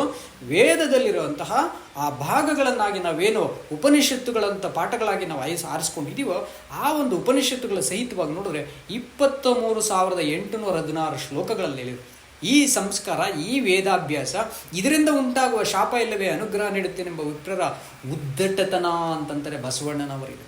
ಇದೊಂದು ಉದ್ದಟತನ. ಇದು ಏನ್ರಿ ಅರ್ಥ ಇದೆ? 20,000 ವಚನ ಸಾಹಿತ್ಯದ ಶರಣರು ಎಲ್ಲೂ ಕೂಡ ತನ್ನನ್ನು ತಾವು ಇದು ಮಾಡಿಕೊಳ್ಳದೆ, ಪರರ ನಿಂದಿಸದೆ, ತನ್ನನ್ನು ಹೊಗಳಿಕೊಳ್ಳದೆ, ಎಲ್ಲರೂ ಸಮಾನರು ಅಂತೇಳಿ ಕಾಯಕ ಒಂದೇ ಕೈಲಾಸ ಅಂತೇಳಿ ಕೊಟ್ಟಿರೋಂಥ ಬಸವಣ್ಣನವರಿಯಲ್ಲಿ ಇಲ್ಲ ಒಂದು ಸ್ವಲ್ಪ ಸಾಹಿತ್ಯ ಓದ್ಕೊಂಡ್ಬಿಟ್ಟು ಒಂದು ಖಾದಿ ಹಾಕ್ಕೊಂಡು ಒಂದು ಕಡೆ ತಪಸ್ಸು ಮಾಡಿಬಿಟ್ರೆ ನಮಗೆ ಶಾಪ ಕೊಡುವಂಥ, ಆಶೀರ್ವಾದ ಮಾಡೋಂಥ ಅಧಿಕಾರ ಬಂದ್ಬಿಡುತ್ತೆ ಅಂತ ಹೇಳುವ ವಿಪ್ರರು ಈ ಬ್ರಾಹ್ಮಣರಲ್ಲಿ. ಹಾಗಾದರೆ ಈ ರೀತಿ ಅಧ್ಯಯನ ಮಾಡ್ಕೊಳ್ಳೋಕ್ಕಿರೋಂಥ ಪುಸ್ತಕಗಳು 1-2 ಅಂತಂದರೆ ಇವ್ರದ್ದು ಕಂತೆ ಪುರಾಣಗಳು ಎಷ್ಟಿದ್ದಾವೆ, ಯಾರು ಬರೆದ್ರು, ಯಾತಕ್ಕೆ, ಯಾವ ಕಾಲ, ಎಲ್ಲವನ್ನೂ ನೀವು ಮುಂದೆ ಇಡ್ತೀನಿ. ಈಗ ನಾನು ದಯವಿಟ್ಟು ಶ್ರದ್ಧೆಯಿಂದ ಗಮನಿಸಿ ನೋಡಿ. ಪುರಾಣಗಳು ಅಂತೂ ಅಂದರೆ 18 ಪುರಾಣಗಳಂತ ಕರಿತೀವಿ, 18 ಮಹಾನ್ ಪುರಾಣಗಳು. ಅದರಲ್ಲಿ ಮೊದಲನೇದಾಗಿ ನಾವು ಭಾಗವತ ಪುರಾಣ, ವಿಷ್ಣು ಪುರಾಣ, ಬ್ರಹ್ಮ ಪುರಾಣ, ಬ್ರಹ್ಮಾಂಡ ಪುರಾಣ, ಬ್ರಹ್ಮ ವೈವರ್ತ ಪುರಾಣ, ಶಿವಪುರಾಣ, ಲಿಂಗ ಪುರಾಣ, ಸ್ಕಂದ ಪುರಾಣ, ಮತ್ಸ್ಯ ಪುರಾಣ, ಕೂರ್ಮ ಪುರಾಣ, ವರಾಹ ಪುರಾಣ, ವಾಮನ ಪುರಾಣ, ಮಾರ್ಕಂಡೇಯ ಪುರಾಣ, ಅಗ್ನಿ ಪುರಾಣ, ವಾಯುಪುರಾಣ, ನಾರದ ಪುರಾಣ, ಗರುಡ ಪುರಾಣ, ಪದ್ಮ ಪುರಾಣ ಅಂತ 18 ಪುರಾಣಗಳನ್ನು ನಾವು ಇಟ್ಕೊಂಡಿದ್ದೀವಿ ಸನಾತನ ಧರ್ಮದ ಸ್ವಾಸ್ಥ್ಯವನ್ನಾಗಿ. ಇದು ಮಹಾಪುರಾಣಗಳು ಮಾತ್ರ. ಉಪಪುರಾಣಗಳು ಬೇಕಾದಷ್ಟು ಇದ್ದಾವೆ, ನೀವು ಕೂಡ ಒಂದನ್ನು ಬರೀಬಹುದು. ಈ ಪುರಾಣಗಳನ್ನು ಎಲ್ಲ ಓದಿಬಿಟ್ರೆ ಅಥವಾ ಕೆಲವನ್ನು ಓದಿದ್ರೆ ಸಾಕು, ನಿಮಗೊಂದು ಪುರಾಣ ಬರೀಬೇಕು ಅಂತ ಅನ್ಸುತ್ತೆ, ನೀವು ಕೂಡ ಒಂದು ಪುರಾಣವನ್ನು ಬರೀಬಹುದು. ಉತ್ತಮ ಸಾಹಿತ್ಯದ ಮೇಲೆ ನಿಮಗೆ ಪಟ್ಟು ಇದ್ದರೆ ನೀವೇನು ಮಾಡ್ಬೋದು, ಖಂಡಿತ ಬರೀಬಹುದು. ಸೊ ಈ ರೀತಿಯಲ್ಲಿ ಉಪಪುರಾಣಗಳು ಬರ್ತಾನೇ ಇದ್ದಾವೆ, ಸಾಕಷ್ಟಿದ್ದಾವೆ. ಮಹಾಪುರಾಣಗಳನ್ನು ಮಾತ್ರ ನಾನು ತಗೊಂಡಿರ್ತೇನೆ. ಮತ್ತು ನಿಮಗೆ ಸ್ಮೃತಿಗಳು ಎಲ್ರಿಗೂ ಬರೀ ಮನುಸ್ಮೃತಿ ಒಂದೇ ಬಹಳ ಫೇಮಸ್ ಆಗಿದೆ. ನಮ್ಮ ಅಂಬೇಡ್ಕರ್ ಅವರು ಅದನ್ನು ಸುಟ್ಟು ಅದರ ವಿರುದ್ಧ ಏನ್ರಿ ತಿರುಗಿ ಬಿದ್ದಿದ್ದರಿಂದ ಅದು ಒಂದು ಮಾತ್ರ ಎಲ್ರಿಗೂ ಪ್ರಚಲಿತದಲ್ಲಿದೆ. ಆ ಒಂದೇ ಒಂದು ಸ್ಮೃತಿ ಅಲ್ಲ, ಅಷ್ಟಾದಶ ಸ್ಮೃತಿಗಳು ಅಂತ ಆ ಸ್ಮೃತಿಗಳು 18 ಇದ್ದಾವೆ. ಈ 18 ಸ್ಮೃತಿಗಳು ನೋಡಿ ಈ ರೀತಿಯಲ್ಲಿ ಇಷ್ಟು: ಮನುಸ್ಮೃತಿ, ಯಾಜ್ಞವಲ್ಕ್ಯ ಸ್ಮೃತಿ, ನಾರದ ಸ್ಮೃತಿ, ಪರಾಶರ ಸ್ಮೃತಿ, ವಿಷ್ಣು ಸ್ಮೃತಿ, ಗೌತಮನ ಧರ್ಮಶಾಸ್ತ್ರ ಸ್ಮೃತಿ, ಬೃಹಸ್ಪತಿ ಸ್ಮೃತಿ, ಕೌಶಿಕ ಸ್ಮೃತಿ, ಸಂವರ್ತ ಸ್ಮೃತಿ, ಸಂಖ್ಯಾ ಲಿಖಿತ ಸ್ಮೃತಿ, ದಕ್ಷ ಸ್ಮೃತಿ, ಅತ್ರ್ಯ ಸ್ಮೃತಿ, ಉಸಾನ ಸ್ಮೃತಿ, ಅಂಗೀರಸ ಸ್ಮೃತಿ, ಯಮ ಸ್ಮೃತಿ, ವ್ಯಾಸ ಸ್ಮೃತಿ, ಶತಪಥ ಸ್ಮೃತಿ, ಬೃಹಸ್ಪತಿ ಸ್ಮೃತಿ ಅಂತ ನೋಡ್ತೀವಿ. ಇಷ್ಟು 18 ಅಷ್ಟಾದಶ ಸ್ಮೃತಿಗಳು, ಅಷ್ಟಾದಶ ಪುರಾಣಗಳು. 18 ಸ್ಮೃತಿಗಳು, 18 ಪುರಾಣಗಳು. ನೋಡಿ, ನಿಮಗೆ ಸ್ಮೃತಿಗಳಲ್ಲಿ ಒಟ್ಟು 13,624 ಶ್ಲೋಕಗಳಿರುತ್ತದೆ. ಇಡೀ 18 ನಿಮಗೆ ಸ್ಮೃತಿಗಳಲ್ಲಿ. ಆದರೆ ಪುರಾಣಗಳು ಮಾತ್ರ ಬಹಳ ದೊಡ್ಡದು. ಅದರಲ್ಲಿ ನಾವು ಈ ಬ್ರಾಹ್ಮಣನು ಹುಟ್ಟುತ್ತಲೇ ಅಲ್ಲ ಅಂತ ನೋಡಿದ ಹಿಂದಿನ ಶ್ಲೋಕ ತಗೊಂಡ್ರೆ ಸ್ಕಂದ ಪುರಾಣದ್ದು, ಅದು ದೊಡ್ಡ ಸ್ಕಂದ ಪುರಾಣ. 81,100 ಶ್ಲೋಕಗಳಿದ್ದಾವೆ. ಸೊ ಈ ಪುರಾಣಗಳಲ್ಲಿರೋಂಥ ಶ್ಲೋಕಗಳು ಎಷ್ಟು ಅಂತ ನೋಡಿಬಿಟ್ರೆ ಭಾರತದಲ್ಲಿ 4,09,500 ಶ್ಲೋಕಗಳಿದ್ದಾವೆ. 4,10,000 ಅಂತ ಇಟ್ಕೊಳ್ಳಿ. ಇನ್ನೊಂದು 500 ಭಾಷಾಂತರಕಾರರು ಒಂದು ಪುರಾಣಕ್ಕೂ ಇನ್ನೊಂದು ಪುರಾಣಕ್ಕೂ ಬೇರೆ ಬೇರೆ ಕಾಲಮಾನಗಳಲ್ಲಿ ನೋಡುವಾಗ ಏನು ವ್ಯತ್ಯಾಸ ಇದ್ದರೆ ಒಂದು ಪಕ್ಷ ಇದ್ದಾವೆ. ಆ ಥರ ಸಾಕಷ್ಟು ಇದ್ದಾವೆ. ಈ ಸ್ಮೃತಿಗಳಲ್ಲೂ ಒಂದು ಕಾಲದಲ್ಲಿ ಒಬ್ಬರು ಒಂದು ಪ್ರಾಂತದಲ್ಲಿ ಬರೆದಿರೋ ಸ್ಮೃತಿ, ಅದನ್ನೇ ಬೇರೆ ಇನ್ನೊಬ್ಬರು ಬರೆಯುವಾಗ ಮೇಲೆ ಇರೋದು ಕೆಳಗಿರೋ ಶ್ರುತಿಗಳನ್ನು ಶ್ಲೋಕಗಳನ್ನು ಒಟ್ಟಿಗೆ ಜೋಡಿಸಿ ಬರೆಯುವಂಥವ್ರು ಇದ್ದಾರೆ. ಭಾಳ ಚಿಕ್ಕದಾಗಿ ಬರೆಯುವಂಥವ್ರು ಇದ್ದಾರೆ. ವ್ಯಾಕರಣವನ್ನು ಚಿಕ್ಕದಾಗಿ ರಚಿಸಿ ಬರೆಯುವಂಥವ್ರು ಇದ್ದಾರೆ. ಹಾಗಾಗಿ ಸ್ವಲ್ಪ ವೇರಿಯೇಷನ್ಸ್ ಇರುತ್ತೆ. 4,10,000 ಶ್ಲೋಕಗಳನ್ನು ಇಟ್ಕೊಳ್ಳಿ. ನೋಡಿ, ಇಲ್ಲೇ ನಿಮಗೆ 4,23,24,000 ಶ್ಲೋಕಗಳು ನಿಮಗೆ ಬಂದ್ಬಿಡ್ತು. ನೋಡಿ, ಇಷ್ಟೊಂದು ಈ ಒಂದು ಶ್ಲೋಕಗಳಲ್ಲಿ ನಿಮಗೆ ಮಹಾಭಾರತ ಮತ್ತು ರಾಮಾಯಣ ಎಂಬಂಥ ಮಹಾಕಾವ್ಯಗಳು ಏನಿದ್ದಾವೆ, ಆ ಮಹಾಭಾರತದ ಒಂದು ಮಹಾಕಾವ್ಯವೇ ನಿಮಗೆ 2 ಲಕ್ಷ ಶ್ಲೋಕಗಳಿದ್ದಾವೆ. ಹೆಚ್ಚು ಕಡಿಮೆ 2 ಲಕ್ಷ ಶ್ಲೋಕಗಳು. ಮತ್ತು ರಾಮಾಯಣವೆಂಬ ಮಹಾಕಾವ್ಯದಲ್ಲಿ 24,000 ಶ್ಲೋಕಗಳಿದ್ದಾವೆ. ಒಟ್ಟು ಈ ಹಿಂದೆ ನೋಡಿದಂಥ ಎಲ್ಲ ಪುರಾಣಗಳು, ಸ್ಮೃತಿಗಳು, ವೇದಗಳು ಮತ್ತು ಈ ಒಂದು ಮಹಾಕಾವ್ಯಗಳು ಸೇರಿದರೆ, ಇನ್ಕ್ಲೂಡಿಂಗ್ ಗೀತಾಸ್ ಸೇರಿದರೆ ನಿಮಗೆ ಹೆಚ್ಚು ಕಡಿಮೆ 6,60,000 ಶ್ಲೋಕಗಳಿದ್ದಾವೆ. ಅಂದರೆ ಈ ಎಲ್ಲ ಶ್ಲೋಕಗಳು, ಮಹಾಕಾವ್ಯಗಳು ಇವುಗಳನ್ನು ರಚನೆ ಮಾಡ್ತಾ ಸಮಾಜಕ್ಕೆ ಸಾಮಾಜಿಕ ನೀತಿ, ಜ್ಞಾನ, ತಿಳುವಳಿಕೆಗಳನ್ನು ಕೊಡೋದಕ್ಕೆ ಮಾತ್ರ ಸನ್ನಿವೇಶ ಸಂದರ್ಭಗಳ ಕೃತಕ ನಿರ್ಮಾಣವನ್ನು ಮಾಡಿ, ಪಾತ್ರಗಳನ್ನು ಉಂಟು ಮಾಡಿ, ಆ ಪಾತ್ರಗಳಿಂದ ಒಂದು ಪಾಠಗಳನ್ನು ಒದಗಿಸುವಂಥದ್ದು, ಉದಾಹರಣೆಗಳನ್ನು ಒದಗಿಸಿ ಸನ್ನಿವೇಶ ಸಂದರ್ಭಗಳ ಆಧಾರದ ಮೇಲೆ ನ್ಯಾಯ ನೀತಿಗಳನ್ನು ಬೋಧಿಸಿದ್ರೆ ಅದು ಸಮಾಜಕ್ಕೆ ಶಿಕ್ಷಣ ಆಗ್ತದೆ. ಅದು ಇಟ್ಸ್ ಎ ಸ್ಕೂಲಿಂಗ್. ಅದನ್ನು ಬಿಟ್ಟು ಸೃಷ್ಟಿ ಮಾಡಿದ ಎಲ್ಲ ಕಾವ್ಯಗಳ, ಎಲ್ಲ ಮಹಾಕಾವ್ಯಗಳ ಎಲ್ಲ ಪಾತ್ರಗಳನ್ನು ದೇವರುಗಳನ್ನು ಅಂತ ಮಾಡ್ಕೊಂಡ್ಬಿಟ್ರೆ ನಿಮಗೆ ಒಂದು ಕಾಲ ಹೋದರೆ ಎಷ್ಟು ಅಂತ ಮಾಡ್ಕೊಳ್ಳೋದು, ಮನುಷ್ಯರಿಗಿಂತ ಜಾಸ್ತಿ ದೇವರುಗಳಾಗೋಗ್ಬಿಟ್ರಲ್ಲ ಈಗ ಅಂತೇಳಿ ನಿಮಗೆ ಅನ್ನಿಸಲ್ವಾ? ಯೋಚನೆ ಮಾಡಿ ನೋಡಿ ದಯವಿಟ್ಟು. ನೋಡಿ, ಇಲ್ಲಿ ವೈದಿಕ ಧರ್ಮದಲ್ಲಿ ಎಷ್ಟಿದಾವೆ ಅಂದ್ರೆ 5 ಗೀತೆಗಳಿದ್ದಾವೆ. ಇವತ್ತು ಪ್ರಚಲಿತದಲ್ಲಿರೋದು ಬರೀ ಭಗವದ್ಗೀತೆ ಮಾತ್ರ. ಭಗವದ್ಗೀತೆ ನಂತರ ಅಷ್ಟಾವಕ್ರ ಗೀತೆ ಅಂತ ಬರ್ತದೆ. ವನಪರ್ವದಲ್ಲಿ ವೇದಗೀತೆ ಅಂತಲೂ ಒಂದು ಬರ್ತದೆ. ಅಷ್ಟಾವಕ್ರ ಗೀತೆ ಇದೆ. ಅದು ಭಗವದ್ಗೀತೆಯ 18 ಅಧ್ಯಾಯಗಳಿದ್ರೆ ಅಷ್ಟಾವಕ್ರ ಗೀತೆ 20 ಅಧ್ಯಾಯಗಳಿದ್ದಾವೆ. ಗಣೇಶ ಗೀತೆ ಇದೆ. ಅದನ್ನು ಯಾರು ಪರಿಚಯನೇ ಮಾಡಲಿಲ್ಲ. ಉದ್ಧವ ಗೀತೆಯನ್ನಂತೂ ಇಲ್ಲವೇ ಇಲ್ಲ. ಅದು ಇದೆ ಅನ್ನೋದೇ ಗೊತ್ತಿಲ್ಲ ತುಂಬ ಜನಗಳಿಗೆ.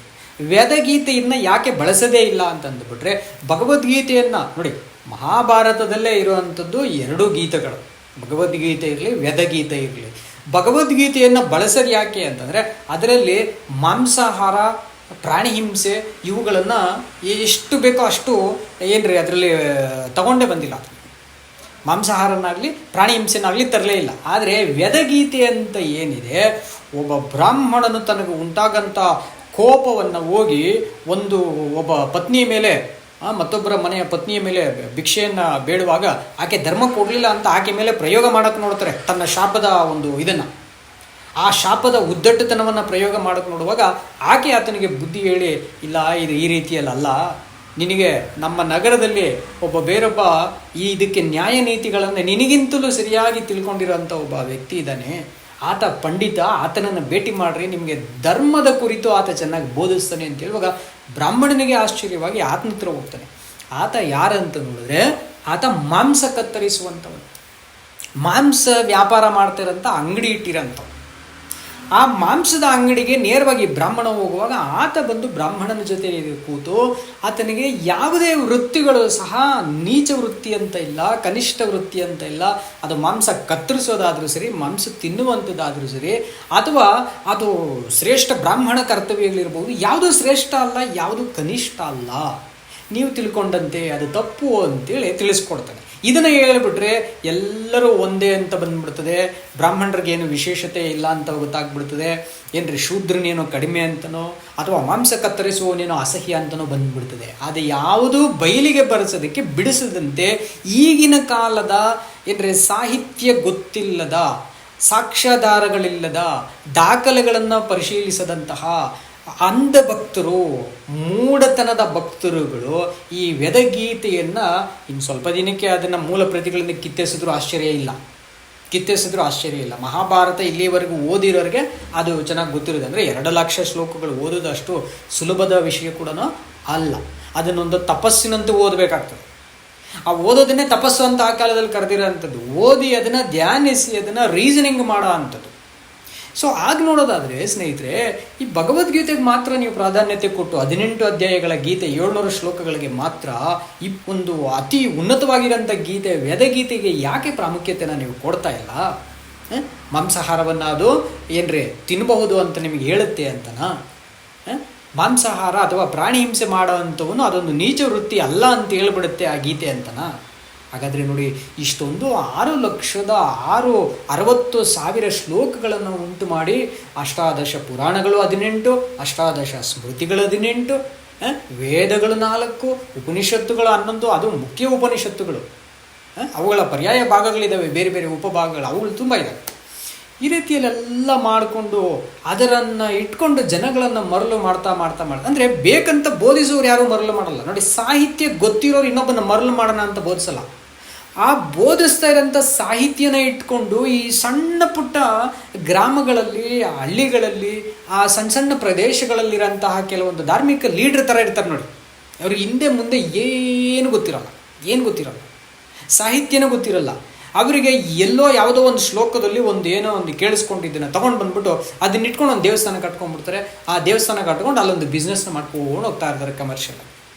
ಅಲ್ಲಿ ಆ ಹಳ್ಳಿಯಲ್ಲಿ ತಾರತಮ್ಯಗಳನ್ನು ಅವರು ಮಾಡಿ ಇಟ್ಬಿಡ್ತಾರೆ. ಏನೋ ವರ್ಣಭೇದವನ್ನು ಶುದ್ಧವಾಗಿ ತಂದುಬಿಡ್ತಾರೆ. ಅಲ್ಲಿ ನಾವು ಬ್ರಾಹ್ಮಣರು, ನೀವು ವ್ಯವಹಾರವನ್ನು ನೋಡ್ಕೊಳ್ಳೋಂಥವ್ರು, ನೀವು ವೈಷ್ಣವರು, ನೀವು ಕ್ಷತ್ರಿಯರು, ನೀವು ಕಾಪಾಡಬೇಕಾದಂಥವ್ರು, ಮಿಕ್ಕಂತೆ ಈ ಏನೂ ತಿಳುವಳಿಕೆಗಳಿಲ್ಲದೆ ಅಂಥವನು, ಪ್ರಶ್ನೆ ಮಾಡಲಿಕ್ಕೆ ಧೈರ್ಯ ಇಲ್ಲದೆ ಅಂತಿರೋನು, ಅಮಾಯಕನು, ಮುಗ್ಧನಾಗಿರೋಂಥವ್ನನ್ನು ನಿನಗೇನು ಗೊತ್ತಿಲ್ಲ, ನೀನು ಅನ್ಸ್ಕಿಲ್ಡ್, ನೀನು ಯಾವುದರಲ್ಲೂ ಎಕ್ಸ್ಪರ್ಟೈಸ್ ಆಗಿಲ್ಲ ನೀನು.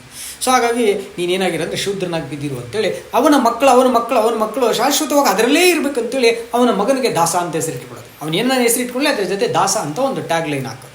ಹಾಗಾದರೆ ಅವರು ಜನ್ಮ ಪರ್ಯಂತಹ ತಲಾಂತರಗಳು, ಶತಮಾನಗಳು, ಯುಗಾಂತರಗಳು ಅದೇ ರೀತಿಯಲ್ಲಿ ಬಿದ್ದಿರ್ತಾರಲ್ವ. ಅದು ತಾನೇ ಆಗಿರೋದು. ಈ ಒಂದು ಪ್ರಾಚೀನ ಭಾರತದ ಕಾಲದಿಂದ ನೋಡೋದಾದರೆ ಯಾವ ಕಾಲದಿಂದ ಈ ಒಂದು ಸ್ಮೃತಿಗಳು, ವೇದಗಳು, ಪುರಾಣಗಳ ಉದ್ಭವ ಆಯಿತು, ಅಲ್ಲಿಂದಲೂ ಈ ಒಂದು ಅಸಹಿಷ್ಣುತೆ ಎಲ್ಲರ ಮೇಲೆ ಇದು ದಬ್ಬಾಳಿಕೆಯನ್ನು ಏರಿದಿರಲ್ವ ನೀವು. ಹಾಗಾದರೆ ಸ್ನೇಹಿತರೆ, ಯಾರಿದನ್ನು ಮಾಡಿದವರು? ಎಲ್ಲಿಂದ ಇದರ ಆರಂಭ? ನೋಡಿ, ಕೇವಲ ನಮ್ಮ ರಾಮಾಯಣದ ಒಂದು ಸನ್ನಿವೇಶವನ್ನು ನಮ್ಮ ಕನ್ನಡದಲ್ಲಿ ಕನ್ನಡಿಗರೆಲ್ಲರಿಗೆ ಪರಿಚಯ ಆಗಂತ. ಯಾಕಂದರೆ ಸಂಸ್ಕೃತದಲ್ಲಿ ಇರೋಂಥದ್ದನ್ನು ನಾವೆಲ್ಲರೂ ಓದಿ ಸರಳವಾಗಿ ಅರ್ಥ ಮಾಡ್ಕೊಳ್ಳೋದಕ್ಕೆ ಆಗದೇ ಇರೋದು. ಸಂಸ್ಕೃತ ಇನ್ನೊಂದು ರಾಜ್ಯದ ಭಾಷೆ ಅಷ್ಟೇ. ಕರ್ನಾಟಕದಲ್ಲಿ ಕನ್ನಡ ಹೇಗೆ ನಮ್ಮ ಭಾಷೆನೋ, ಮಾತೃಭಾಷೆನೋ, ಅದೇ ರೀತಿಯಲ್ಲಿ ಆಂಧ್ರದಲ್ಲಿ ತೆಲುಗು ಅವರ ಮಾತೃಭಾಷೆ, ತಮಿಳುನಾಡಿನಲ್ಲಿ ಅವರ ಅದು ಮಾತೃಭಾಷೆ. ಅದೇ ರೀತಿಯಲ್ಲಿ ಸಂಸ್ಕೃತ ಉತ್ತರಾಖಂಡ ದೇಶದ ಮಾತೃಭಾಷೆ ಅಥವಾ ಉತ್ತರಾಖಂಡ ಈಗ ರಾಜ್ಯ. ಆ ಕಾಲದಲ್ಲಿ ಅದೊಂದು ದೇಶ, ಈ ಕಾಲದಲ್ಲಿ ಅದು ರಾಜ್ಯ. ಆದರೆ ಅತ್ಯಂತ ಸಣ್ಣದು. ಕರ್ನಾಟಕದಷ್ಟು ಬರಲ್ಲ, ಆಂಧ್ರದಷ್ಟು ಬರಲ್ಲ, ತಮಿಳುನಾಡಿನಷ್ಟು ಬರಲ್ಲ, ಕೇರಳದಷ್ಟಕ್ಕಿಂತ ಇನ್ನೂ ಚಿಕ್ಕದು. ಅಂಥ ಒಂದು ಸಣ್ಣ ಪ್ರದೇಶವನ್ನು ದೇಶ ಅಂತ ಇಟ್ಕೊಂಡು ಆ ದೇಶದ ಮಾತೃಭಾಷೆ ಅದು ಸಂಸ್ಕೃತ. ಅದರಲ್ಲೇ ಬರೆದಿರುವಂಥ ಮಹಾಕಾವ್ಯ ರಾಮಾಯಣಕ್ಕೆ ಇಷ್ಟೊಂದು ಪ್ರಸಿದ್ಧವಾಗಿದೆಯಲ್ಲ, ಇದನ್ನು ನಾನು ಕನ್ನಡಕ್ಕೆ ಅನುವಾದ ಮಾಡಬೇಕಂತೇಳಿ ವಿಶ್ವ ಮಾನವ ಅಂತ ಅನ್ನಿಸ್ಕೊಂಡಂಥವರು ರಾಮಾಯಣವನ್ನು ಅನುವಾದ ಮಾಡ್ತಾರೆ. ಅದರಲ್ಲಿ ಒಂದು ಕಿರು ಪುಸ್ತಕಗಳನ್ನು ಕೂಡ ಅವರು ಬರೆದಿದ್ದಾರೆ. ಅದರಲ್ಲಿ ಶೂದ್ರ ತಪಸ್ವಿ ಎನ್ನುವಂಥ ಒಂದು ಪುಸ್ತಕದಲ್ಲಿ ಮುನ್ನುಡಿಯಾಗಿ ಏನು ಬರೀತಾರೆ ನಮ್ಮ ವಿಶ್ವಮಾನವ ಕವಿ ಕುವೆಂಪುರವರು ಅಂತ ನೋಡಿದ್ರೆ, ಇವರು ಏನ್ರಿ ಜ್ಞಾನಪೀಠ ಪ್ರಶಸ್ತಿ ಪುರಸ್ಕೃತರು ಮತ್ತು ಇವರನ್ನ ಒಂದು ದೈವ ಸಮಾನರಂತ ಕಾಣ್ತಾರೆ. ಕನ್ನಡ ಸಾಹಿತ್ಯ ಬಲ್ಲವರೆಲ್ಲರೂ ಒಂದು ದೈವ ಸಮಾನರಂತ ಕಾಣ್ತಾರೆ. ಅಷ್ಟೊಂದು ಜ್ಞಾನದ ನಿಧಿಯನ್ನು ಕನ್ನಡದಲ್ಲಿ ಕೊಟ್ಟಿರೋ ಅಂಥವ್ರು. ಸೊ ಅವರು ಬರೆಯುವಂಥ ಈ ಮುನ್ನುಡಿ ಏನಿದೆ ಶ್ರೀರಾಮನ ಕುರಿತಾಗಿ ಅಂತಂದರೆ, ನೀನು ಯಾವ ವರ್ಣದಲ್ಲಿ ಸಂಭವಿಸಿದವನು ಹೇಳು ಅಂತೇಳಿ ಒಂದು ಪ್ರಶ್ನೆ ಕೇಳ್ತಾರೆ ಶ್ರೀರಾಮರು ಒಂದು ಸನ್ನಿವೇಶದಲ್ಲಿ. ಯಾರಿಗೆ ಅಂತ ಅಂದ್ಬಿಟ್ರೆ, ಶಂಭೂಕ ಎನ್ನುವಂಥವನು ಒಬ್ಬನೋಗಿ ತಪಸ್ಸು ಮಾಡ್ತಾ ಇರ್ತಾನೆ. ಆ ತಪಸ್ಸು ಮಾಡ್ತಾ ಒಂದು ವರವನ್ನು ಬೇಡ್ತಾ ಇರ್ತಾನೆ. ಅವ್ನು ಏನು ವರ ಬೇಡ್ದ, ಅವ್ನು ಲೋಕವನ್ನು ನಾಶ ಮಾಡಿಬಿಡ್ಬೇಕು ಅಂತ ಮಾಡಿಬಿಟ್ಟು ಹಂಗೆ ಮಾಡ್ದ ಹಿಂಗೆ ಮಾಡ್ದ ಅನ್ನೋಂಥದ್ದು ಈಗಿರೋಂಥ ಕಮೆಂಟೇಟರ್ಸ್ ಹೇಳೋಂಥದ್ದು. ಅದು ಯಾವುದೋ ಅಲ್ಲಿ ಮೆನ್ಷನ್ ಆಗಲೇ ಇಲ್ಲ. ಅವನೊಂದು ತಪಸ್ಸು ಮಾಡ್ತಾ ಇದ್ದ, ಅದರಿಂದ ಎಲ್ಲೋ ದೂರದಲ್ಲಿ ಇನ್ನೊಬ್ಬನ ಯಾವುದೋ ಒಬ್ಬ ಬ್ರಾಹ್ಮಣನ ಮಗನ ಸತ್ತೋದ. ಬ್ರಾಹ್ಮಣ ಮಗನ ಸತ್ತೋದಕ್ಕೆ ಇಲ್ಲ ಇವನೇ ಕಾರಣ ಅಂತ ಹೇಳ್ಬಿಟ್ಟಿದ್ದೇನೆ ಅವನ ಮೇಲೆ ಆರೋಪವನ್ನು ಹೊರಿಸಿ. ಯಾಕಂದರೆ ಆ ಆರೋಪವನ್ನು ಹೊರಿಸೋದಕ್ಕೆ ಯಾವಾಗಲೂ ಇಂಥ ತಂತಿಡ ಕುತಂತ್ರಗಳು ಮಾಡೋಕ್ಕೆ ಪುರಾಣಗಳಲ್ಲಿ ಒಂದು ಪಾತ್ರ ಇರುತ್ತೆ, ಯಾವಾಗಲೂ ನಾರದನ ಪಾತ್ರ. ಆ ನಾರದನ ಪಾತ್ರ ಕುತಂತ್ರವನ್ನು ಬಳಸಿ ಏನು ಮಾಡ್ತಾರೆ ಅಂದರೆ, ಈ ಬ್ರಾಹ್ಮಣನಿಗೆ ಹೋಗಿ ಹಿಂಗಾಯ್ತು ಅಂತ ನಿಮ್ಮಿಂದಲೇ ನೋಡಿ ಅಲ್ಲಿಗೆ ಒಬ್ಬ ತಪಸ್ಸನ್ನು ಮಾಡ್ತಾ ಇದ್ದಾನೆ, ಅವನು ಶೂದ್ರ ಕುಲದವನು, ಅವನು ತಪಸ್ಸು ಮಾಡಿ ವರ ಪಡೆದ್ಬಿಟ್ಟ ಅಂದರೆ ಮುಗೀತಷ್ಟೇ. ಇನ್ನು ಹಾಗಾದರೆ ಯಾಕ್ರೆ ನೀವು ರಾವಣಾಸುರನ ತಪಸ್ಸು ಮಾಡುವಾಗ ಕೇಳ್ಕೊಂಡಿಲ್ಲ? ಆತ್ಮಲಿಂಗವನ್ನು ಬೇಡ್ಕೊಂಡಾಗ ಯಾಕ್ರಿ ನೀವು ಕೇಳಲಿಲ್ಲ? ಜರಾಸಂಧನ ತಪಸ್ಸು ಮಾಡುವಾಗ ಯಾಕ್ರಿ ನೀವು ಕೇಳ್ಕೊಂಡಿಲ್ಲ? ಇಂಥ ತುಂಬ ಇದ್ದಾರೆ ರಾಕ್ಷಸರು. ಅವ್ರು ತಪಸ್ಸು ಮಾಡುವಾಗೆಲ್ಲ ನೋಡಿ, ಯಾರು ತಪಸ್ಸು ಮಾಡಿದ್ರೆ ಸುಮ್ಮನೆ ಇದ್ದಾರೆ, ಒಬ್ಬ ಶೂದ್ರ ತಪಸ್ಸು ಮಾಡಿದ್ರೆ ಮಾತ್ರ ನಿಮಗೆ ಕೋಪ ಬಂತು.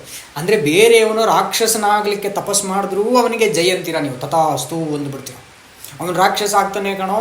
ಅವನು ನಿಮ್ಮ ಪುರಾಣದ ಕಥೆಯ ಪ್ರಕಾರವಾಗಿ ಅವನು ಇಡೀ ಏನ್ರಿ 3 ಲೋಕಗಳನ್ನು ಇದು ಮಾಡಿಬಿಡ್ತಾನೆ, ತಳಮಳಗೊಳಿಸ್ಬಿಡ್ತಾನೆ ಅಂತಂದ್ರೂ ಪರವಾಗಿಲ್ಲ, ತಥಾಸ್ತು. ಯಾಕಂದ್ರೆ ಅವನು ಬೇರೆ ಕ್ಯಾಟಗರಿಗೆ ಸೇರಿದವನು. ಆದರೆ ಒಬ್ಬ ಶೂದ್ರ ಅವನು ಏನಕ್ಕೆ ತಪಸ್ಸು ಮಾಡ್ದಂತ ಲಿಖಿತನೇಗೊಳ್ಳಿಲ್ಲ. ತಪಸ್ಸು ಮಾಡ್ತಾ ಇದ್ದ, ಧ್ಯಾನ ಮಾಡ್ತಿದ್ದ, ಹೋಗಿದೆ. ನೀನು ಯಾರಪ್ಪ ಕೇಳ್ತಾರೆ ನೋಡಿ ಶ್ರೀರಾಮನಿಗೆ, ನೀನು ಯಾವ ವರ್ಣದಲ್ಲಿ ಸಂಭವಿಸಿದವನು ಹೇಳು, ಸತ್ಯ ಹೇಳು ಎಂದ ಶ್ರೀರಾಮನಿಗೆ ಯಾವ ರೀತಿ ಸತ್ಯಕಾಮ ಜಾಬಾಲಿ ತನ್ನ ಗುರುವಿಗೆ ಹೇಳಿದಂತೆ ಶಂಭೂಕನು ತಾನು ಶೂದ್ರನೆಂದು ತಿಳಿಸುತ್ತಾನೆ. ಅಷ್ಟೇ, ಸಿಂಪಲ್ ನೋಡಿ. ಸಂವಾದ ಎಷ್ಟಿದೆ, ಒಂದೇ ಪ್ರಶ್ನೆ ಒಂದೇ ಉತ್ತರ. ನೀನು ಯಾವ ವರ್ಣದಲ್ಲಿ ಸಂಭವಿಸಿದವನು? ರಾಮನ ಪ್ರಶ್ನೆ, ನಾನು ಶೂದ್ರನು. ಶಂಭೂಕನ ಉತ್ತರ. ಅವನ ಮಾತು ಮುಗಿಸುವುದಕ್ಕೆ ಮೊದಲೇ ರಾಮನ ಖಡ್ಗ ಅವನ ತಲೆ ಕಡಿದು ಬೀಳಿಸುತ್ತದೆ ಅಂತ ಬರೀತಾರೆ ನಮ್ಮ ವಿಶ್ವಮಾನವ ಕುವೆಂಪುರವರು. ಇಂದ್ರನನ್ನು ಮುಂದೆ ಮಾಡಿಕೊಂಡು ದೇವತೆಗಳೆಲ್ಲ ಸಾಧು ಸಾಧು ಅಂತೇಳಿ ಶ್ರೀರಾಮನ ಹತ್ರ ಬಂದು ರಾಮನ ಕಾರ್ಯವನ್ನು ಹೊಗಳಿ ಹೂಮಳೆಗುರು ಎಗರಿ ಬಿಡ್ತಾರೆ. ನಿನ್ನ ಕೆಲಸಕ್ಕೆ ಮೆಚ್ಚಿದೆ, ವರವನ್ನು ಬೇಡು ಎಂದು ಇಂದ್ರನಿಗೆ ಶ್ರೀರಾಮನು ಬ್ರಾಹ್ಮಣ ಕುಮಾರನನ್ನು ಬದುಕಿಸ್ಕೊಡ್ಬೇಕಂತ ಕೇಳ್ತಾರೆ ವಿನಾ ಶೂದ್ರನ ತಪಸ್ಸಿಗೆ ಅವನು ತಿಳುವಳಿಕೆ ಹೇಳಿ ಬೇಡಪ್ಪ ಇದು ಬಿಟ್ಬಿಡು ಅಂತ ನೇರವಾಗಿ ಹೇಳ್ಬೋದಿತ್ತು. ಇನ್ನು ಅವನು ಶೂದ್ರ ಅಂತ ಹೇಳಿದ ಕೂಡಲೇ ಅವನ್ನ ಕತ್ತರಿಸ್ಬಿಡೋದು. ಆದರೆ ಸತ್ತೋಗಿರೋ ಬೇರೊಬ್ಬ ಬ್ರಾಹ್ಮಣನನ್ನು ಬದುಕಿಸು ಸಾಕು ಅಂತ ಶ್ರೀರಾಮನು ಇಂದ್ರನನ್ನು ಬೇಡ್ಕೊಳ್ಳೋ ಅಂಥದ್ದು. ಆಗ ನೋಡಿ ಆ ಇಂದ್ರನ ಉತ್ತರ, ಶೂದ್ರನ ವಿನಿಪಾತವಾದೊಡನೆ ಬ್ರಾಹ್ಮಣ ಕುಮಾರನ ಬದುಕಿದ್ದಾನೆ. ನೋಡಿ, ಶೂದ್ರ ಸತ್ತೋದ ಅಂದರೆ ಬ್ರಾಹ್ಮಣ ಬದುಕಿಬಿಡ್ತಾನೆ ಅಷ್ಟೇ ಎಂದು ಅಮರೇಂದ್ರನು ಆಶ್ವಾಸನೆ ಕೊಡ್ತಾನೆ. ಈ ಕತೆ ನೋಡಿ, ಇಲ್ಲಿ ನಮ್ಮ ಏನ್ರಿ ವಿಶ್ವಮಾನವರಂತ ಅನಿಸ್ಕೊಂಡಿರೋಂತಹ ಕುವೆಂಪುರವರು ಇಲ್ಲಿ ಅವರದ್ದು ಆದಂತಹ ಒಂದು ವ್ಯಾಖ್ಯಾನವನ್ನು ಕೊಡ್ತಾರೆ. ಏನಂದರೆ, ಈ ಕತೆ ವಾಲ್ಮೀಕಿಯ ಅಂಕಿತದಲ್ಲಿರುವಂಥ ಹಾಸ್ಯಕ್ಕೆ ಮೂರ್ಖ ಕಿರೀಟ ಬಿಟ್ಟಂತಿದೆ ಅಂತ ಹೇಳ್ತಾರೆ. ಈ ಮಾತನ್ನು ದಯವಿಟ್ಟು ಕುವೆಂಪುರವರ ಏನ್ರಿ ಅವರ ಬಾಯಿಂದ ಬಂದಿರೋದ್ರಿಂದ ನೀವೆಲ್ಲರೂ ಇದನ್ನು ತಗೊಳ್ಳೇಬೇಕಾಗ್ತದೆ. ಯಾಕಂತಂದರೆ ಅವರನ್ನು ಮೀರಿಸಿರೋಂಥ ಜ್ಞಾನಿಗಳು ನೀವು ಇಲ್ಲ, ನಾನಂತೂ ಇಲ್ಲವೇ ಇಲ್ಲ. ಹಾಗಾಗಿ ಅವ್ರು ಹೇಳ್ತಾರೆ, ಈ ಕತೆ ವಾಲ್ಮೀಕಿ ಅಂಕಿತದಲ್ಲಿರುವಂಥ ಹಾಸ್ಯಕ್ಕೆ ಮೂರ್ಖ ಕಿರೀಟ ಬಿಟ್ಟಂತಿದೆ.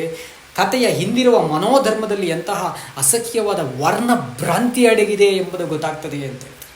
ವರ್ಣಭ್ರಾಂತಿ ಅಂದರೆ ಈ ಜಾತಿಗಳೆಂಬ ತಾರತಮ್ಯಗಳು, ವರ್ಗಗಳನ್ನು ವಿಭಾಗಿಸಿ ನೀವು ಅಮಾಯಕರನ್ನು ಮುಗ್ಧರನ್ನ ತುಳಿತಕ್ಕೆ ದಮನಕ್ಕೆ ನೀವು ಎಷ್ಟು ಸಪ್ರೆಸ್ ಮಾಡಿದ್ದೀರಾ ಅವರನ್ನು ಅನ್ನೋಂಥದ್ದು ನಿಮ್ಮ ಅಸಹ್ಯವಾದ ಸ್ವಭಾವ ಎದ್ದು ಕಾಣ್ತದೆ ನಿಮ್ಮದು ಅಂತ ವಿಶ್ವಮಾನವ ಆಗಿರೋಂಥ ನಮ್ಮ ಕುವೆಂಪುರವರು ಬರೀತಾರೆ, ಶ್ರೇಷ್ಠ ಕವಿಯಾಗಿ. ಇನ್ನು ಅದನ್ನು ಬಿಟ್ಟು ನಮ್ಮ ಶರಣರಿಗೆ ಅಂತ ಬಂದುಬಿಟ್ರೆ, ಬಸವ ಶರಣರಿಗೆ ಅಂತ ಬಂದುಬಿಟ್ರೆ, ಇದೆಲ್ಲವನ್ನು ಒಟ್ಟುಗೂಡಿ ಒಂದು ಕನ್ಕ್ಲೂಷನ್ನೇ ಕೊಟ್ಬಿಡ್ತಾರೆ. ಏನಪ್ಪ ಅದು ಕನ್ಕ್ಲೂಷನ್ ಅಂತ ನೋಡಿದ್ರೆ, ಪಿತ ಮಾತೆ ಸತಿಸುತ ಒಡ ಹುಟ್ಟಿದವರು ಸೇವಕ ಕಡೆಯಾದವರಿಂದೆ ತನ್ನ ಮನೆಯಲ್ಲಿ ಮಾಡಿದ 2 ವಾರ ಮೃತ್ಯೋದಕ ಪಾದೋದಕ ಸಂಬಂಧವಾದ ವಿಭೂತಿ, ಗಂಧಾಕ್ಷತೆ, ಪುಷ್ಪಪತ್ರಿ, ಧೂಪ, ದೀಪ, ಹಣ್ಣು, ಕಾಯಿ, ವಸ್ತ್ರಾಭರಣ, ಪಂಚಕಳಸ, ಕಾಣಿಕೆ ಮೊದಲಾದ ಅಭಿನ್ನವ ಕರ್ಮ ಕ್ರಿಯಾಚಾರ ಲಿಂಗ ಬಾಹ್ಯರಾದ ಬ್ರಹ್ಮ, ಕ್ಷತ್ರಿಯ, ವೈಶ್ಯ, ಶೂದ್ರ, ಪಾಶುಪತ, ಕಾಳಾಮುಖಿ, ಯೋಗಿ, ಜೋಗಿ, ಶ್ರವಣ, ಸನ್ಯಾಸಿ, ಯತಿ, ವ್ರತಿ, ಮನು, ಮುನಿ, ಗರುಡ, ಗಂಧರ್ವ, ಯಕ್ಷ, ರಾಕ್ಷಸ, ಸಿದ್ಧ, ಸಾಧ್ಯರು ಉಪದೇಶವಿಡಿದು ಚರಲಿಂಗೋದಯ ಘನ ಪಾದ ತೀರ್ಥವರ್ಪಿಸಿ ನೈವೇದ್ಯ ಮಾಡಿಸುವಂಥದ್ದೇ ಅನಾಚಾರ ಅಂತ ಹೇಳ್ತಾರೆ. ಅಂದರೆ ಸನಾತನ ಅಥವಾ ಈ ಕಾಲದಲ್ಲಿ ಹೇಳ್ಕೊಳ್ತಾ ಇರೋಂಥದ್ದು, ಸ್ವಾತಂತ್ರ್ಯ ನಂತರ ಹೇಳ್ಕೊಳ್ತಾ ಇರೋಂಥ ಹಿಂದೂ ಅಂತ ಏನು ಹೇಳ್ಕೊಳ್ತಾ ಇದ್ದೀವಿ, ಇದು ಅಂತ ನೋಡಿ, ಈ ಎಲ್ಲ ಆಚಾರಗಳನ್ನು ಒಟ್ಟುಗೂಡಿಸಿ ಒಂದೇ ಕಡೆ ಇಟ್ಟು ಅವೆಲ್ಲವುಗಳ ಪೀಠಿಕೆಗಳನ್ನು ಹಾಕಿ ನೈವೇದ್ಯ ಮಾಡಿಸುವಂಥದ್ದೇ ಅನಾಚಾರ. ಅಲ್ಲದೆ ಕೆಳಗಡೆ ಹೇಳ್ತಾರೆ, ಇದೇ ಭವಿಮಾಟ ಕೂಟ ಅಸತ್ಯದ ನಡೆನುಡಿಯ ವಿಚಾರದ ಪ್ರಥಮ ಪಾತಕ ಅಂತ ಹೇಳ್ತಾರೆ. ಯಾರೋ ನಮ್ಮ ಬಸವ ಶರಣರು ಹೇಳುವಂಥದ್ದು. ಹಾಗಾದರೆ ಸ್ನೇಹಿತರೆ, ಸುಮಾರು ವಚನ ಸಾಹಿತ್ಯದಲ್ಲಿ 20,000ಕ್ಕಿಂತಲೂ ಹೆಚ್ಚು ಸಾಹಿತ್ಯ ವಚನಗಳನ್ನು ಬರೆದಿರುವಂತಹ ಸುಮಾರು 253 ಶರಣರುಗಳು ಇದ್ದಾರೆ. ಈ 9 ಶತಮಾನಗಳಲ್ಲಿ ಇಷ್ಟೊಂದು 253 ಮಹಾನ್ ಶರಣರುಗಳು ಸಾಹಿತ್ಯವನ್ನು ಕೊಟ್ಟಂತಹ ಒಂದು ಏನ್ರಿ ಜ್ಞಾನ ನಿಧಿಯನ್ನು ದೊರಕಿಸಿಕೊಟ್ಟಂತಹ, ಅದರಲ್ಲಿ ವಿಶೇಷವಾಗಿ ಕನ್ನಡ ಭಾಷೆಯನ್ನು ಒದಗಿಸಿಕೊಟ್ಟಂತಹ, ಕನ್ನಡ ಭಾಷೆಯ ಪದಗುಚ್ಛಗಳನ್ನು ಸೃಷ್ಟಿ ಮಾಡಿಕೊಟ್ಟಿದೆ ಅವರು. ವಚನ ಸಾಹಿತ್ಯದಲ್ಲಿ ಇಲ್ಲ ಅಂತಂದರೆ ನಮಗೆ ಕನ್ನಡದ ಪದಗಳು ತೀರ ಕಡಿಮೆ ಇರ್ತಿದ್ವು. ಹಾಗಾಗಿ ಬೇರೆ ಭಾಷೆಗಳ ಒಂದು ನಮ್ಮ ಮೇಲೆ ದೌರ್ಜನ್ಯ ಅಧಿಕ ಆಗೋಗಿರ್ತಿತ್ತು. ಇಷ್ಟೊತ್ತಿಗೆ ನಮ್ಮ ಭಾಷೆನ ಮೂಲೆ ಗುಂಪು ಮಾಡಿಬಿಟ್ಟಿರ್ತಿತ್ತು. ನಮ್ಮ ಭಾಷೆ ಇವತ್ತಿಗೂ ಉಳಿದಿದೆ ಅಂತಂದರೆ ಅದರಲ್ಲಿ 60% ಕಾರಣ ಅದು ವಚನ ಸಾಹಿತ್ಯಕ್ಕೆ ಹೋಗ್ತದೆ. ಬಸವ ಶರಣರಿಗೆ ಸಲ್ಲುತ್ತೆ, ಅವರ ವಚನ ಸಾಹಿತ್ಯವೇ ಕಾರಣ. ಅಂತಹ ಪ್ರಾಜ್ಞರು, ಅಂತಹ ಮೇಧಾವಿಗಳು, ಅಂತಹ ಪಂಡಿತರುಗಳು ಜೀವನದ ಅನುಭವಗಳನ್ನು ವಾಸ್ತವವಾಗಿ ರುಚಿ ನೋಡಿ, ಸನ್ನಿವೇಶ ಸಂದರ್ಭಗಳನ್ನು ತುಲನೆ ಮಾಡಿ, ನ್ಯಾಯ ಅನ್ಯಾಯಗಳೆಂಬ ತಕ್ಕಡಿಗಳಲ್ಲಿ ಅವುಗಳನ್ನು ಹಾಕಿ ಪ್ರಾಯೋಗಿಕವಾಗಿ ತಮಗೆ ಅನ್ನಿಸಿದ್ದನ್ನು, ಕಣ್ಣಿಗೆ ಕಾಣಿಸಿದ್ದನ್ನು ಪ್ರಾಮಾಣಿಕ ಆಧಾರಗಳೊಂದಿಗೆ ಕಾಯಕ ಒಂದೇ ಕೈಲಾಸ ಅಂತೇಳಿ ಹೇಳಿಕೊಟ್ಟಂತಹ ಅವರು ಇಂಥವುಗಳನ್ನೆಲ್ಲ ಅನಾಚಾರ ಪ್ರಥಮ ಪಾತಕ ಅಂತ ಹೇಳ್ತಾರೆ ಅಂತ ಅಂದುಬಿಟ್ರೆ ಅವರು ಬುದ್ಧಿ ಇಲ್ಲದೆ ಹೇಳಲಿಕ್ಕೆ ಸಾಧ್ಯನಾ ಸ್ನೇಹಿತರೆ? ದಯವಿಟ್ಟು ಒಂದು ಸಾರಿ ಯೋಚನೆ ಮಾಡಿರಿ. ಇದನ್ನು ನಾವು ಸುಮ್ಮನೆ ಒಂದು ಭಾವೋದ್ವೇಗಕ್ಕೆ ಒಳಪಟ್ಬಿಟ್ಟು ಅಲ್ಲಿ ಯಾರೋ, ಈಗ ನೋಡ್ರಿ, ಈಗ ಈ ಕ್ರಿಶ್ಚಿಯನ್ಸ್ ಇದ್ದಾರೆ ಅಂತ ಇಟ್ಕೊಳ್ಳಿ. ಕ್ರಿಶ್ಚಿಯನ್ಸ್ ಅಂತಂದರೆ ಒಬ್ಬರು ಪ್ರೈಸ್ ಅಲಾಡ್ ಅಂತಂದರೆ ಈ ಕಡೆಯಿಂದ ಇನ್ನೊಬ್ಬರು ಪ್ರೈಸ್ ಅಲಾಡ್ ಅಂತಾರೆ, ಇವರಿಬ್ಬರು ಒಂದಾಗ್ಬಿಡ್ತಾರೆ. ಪ್ರೈಸ್ ದ ಲಾರ್ಡ್ ಅಂದರೆ ಏನು, ಅದರ ಹಿನ್ನೆಲೆ ಏನು, ಅದನ್ನು ಯಾಕೆ ಹೇಳಬೇಕು, ಯಾರಿಗೆ ಹೇಳಬೇಕು, ಏನು ಗೊತ್ತಿರಲ್ಲ ಅವರಿಗೆ. ಅತಿ ಹೆಚ್ಚು ಜನಗಳಿಗೆ ಗೊತ್ತಿರಲ್ಲ, 90% ಜನಗಳಿಗೆ ಗೊತ್ತಿರಲ್ಲ. ನಾನು ಬೇಕಾದ್ರೆ ನಾನು ಮಾತಾಡ್ತೀನಿ. ಅಥವಾ ಎಲ್ಲೋ ಒಂದು ಈಗ ಇಸ್ಲಾಮರ ವಿರುದ್ಧ ಏನೋ ಗಲಭೆ ಆಯಿತು ಅಂತಂದ್ಬಿಟ್ರೆ ಅಲ್ಲಾಹು ಅಕ್ಬರ್ ಅಂತೇಳಿ ಎಲ್ಲರೂ ಬಂದುಬಿಡ್ತಾರೆ. ಆ ಎಲ್ರಿಗೂ ಇಸ್ಲಾಂ ಗ್ರಂಥ ಗೊತ್ತಿಲ್ಲ. ಏನು ಕೋಮು ಗಲಭೆಗೆ ಅಂತ ರಸ್ತೆಗೆ ಬರ್ತಾರೋ, ರಸ್ತೆಗೆ ಬರೋ ಅಂತಹ ಇಸ್ಲಾಮಿ ಒಬ್ಬನಿಗೂ ಕೂಡ ಇಸ್ಲಾಂನ ತತ್ವಗಳೇನಂತ ಅವನಿಗೆ ಗೊತ್ತಿರಲ್ಲ.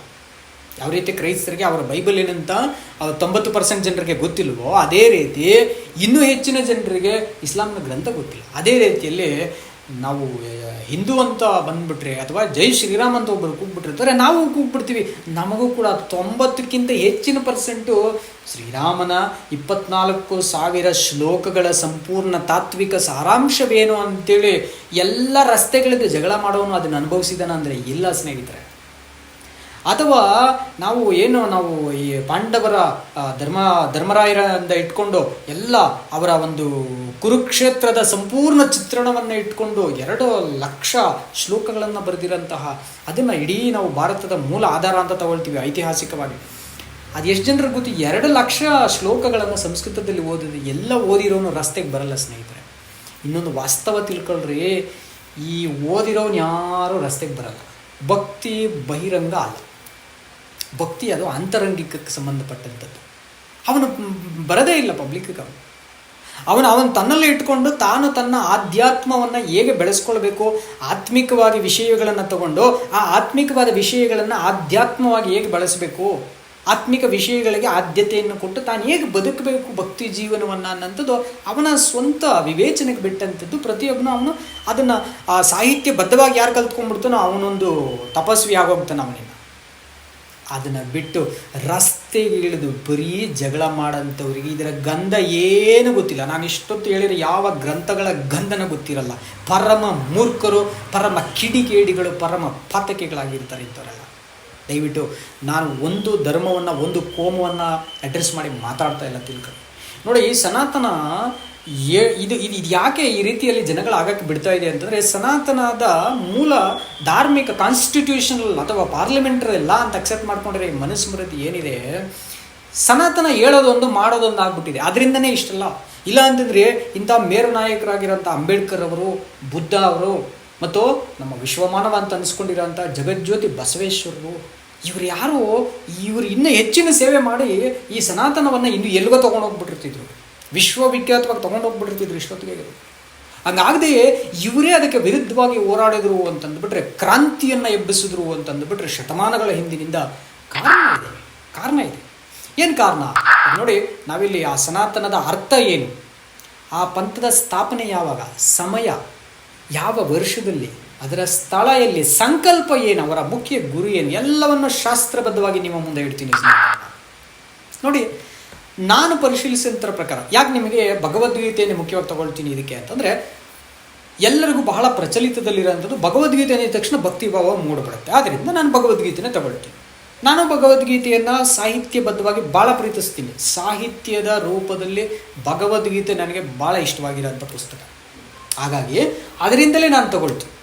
ನೋಡಿ, ಅಲ್ಲಿ ಭಗವದ್ಗೀತೆಯಲ್ಲಿ 1ನೇ ಅಧ್ಯಾಯದಲ್ಲಿ 40ನೇ ಶ್ಲೋಕದಲ್ಲಿ ಅರ್ಜುನನ ಭಯವನ್ನು ಆರಂಭವಾಗಿ ಕೃಷ್ಣ ಅವರ ಹತ್ರ ಬೇಡ್ಕೊಳ್ತಾರೆ. ಏನಂತ ಅಂತಂದರೆ, ಕುಲಕ್ಷಯೇ ಪ್ರಣಶ್ಯಂತಿ ಕುಲಧರ್ಮ ಸನಾತನಃ ಅಂತ ಹೇಳ್ತಾರೆ. ಸನಾತನ ಅನ್ನೋಂಥದ್ದು ಭಗವದ್ಗೀತೆಯಲ್ಲಿ ಮೊದಲು ಇಲ್ಲಿ ಆರಂಭ ಆಗೋದು. ಮಿಕ್ಕಿದ ಇಡೀ ಭಗವದ್ಗೀತೆಯ 700 ಶ್ಲೋಕಗಳಲ್ಲಿ ಬರೀ 7 ಕಡೆ ಇದೆ ಅಷ್ಟೇ. ಬರೀ 7 ಟೈಮ್ಸ್ ಮಾತ್ರ ಇದೆ ಸನಾತನ ಎಂಬ ಶಬ್ದ. ಆಗ ಈ ಸನಾತನ ಎಂಬ ಶಬ್ದ ಭಗವದ್ಗೀತೆಯಲ್ಲಿ 7 ಸಾರಿಗಳು ಬಂದಿದೆ. ಆ 7 ಸಾರಿನ ನಿಮ್ಮ ಮುಂದೆ ಇಲ್ಲಿ ಪ್ರೆಸೆಂಟ್ ಮಾಡಿರ್ತೀನಿ ನಾನು ಸ್ಕ್ರೀನಲ್ಲಿ, ದಯವಿಟ್ಟು ನೋಡ್ಕೊಳ್ಳಿ. ನೋಡಿ, ಏನು ಹೇಳ್ತಾರೆ, ಕುಲಕ್ಷಯೇ ಪ್ರಣಶ್ಯಂತಿ ಕುಲಧರ್ಮ ಸನಾತನ ಅಂತಂದರೆ ಶಾಶ್ವತ ಕುಲಗಳ ಧರ್ಮ ನಾಶವಾಗ್ತದೆ. ಸನಾತನ ಅಂದರೆ ಶಾಶ್ವತ, ಕನ್ನಡದ ಅನುವಾದ ಶಾಶ್ವತ, ಇಟರ್ನಲ್, ನಿತ್ಯ ನಿರಂತರವಾದಂಥದ್ದು.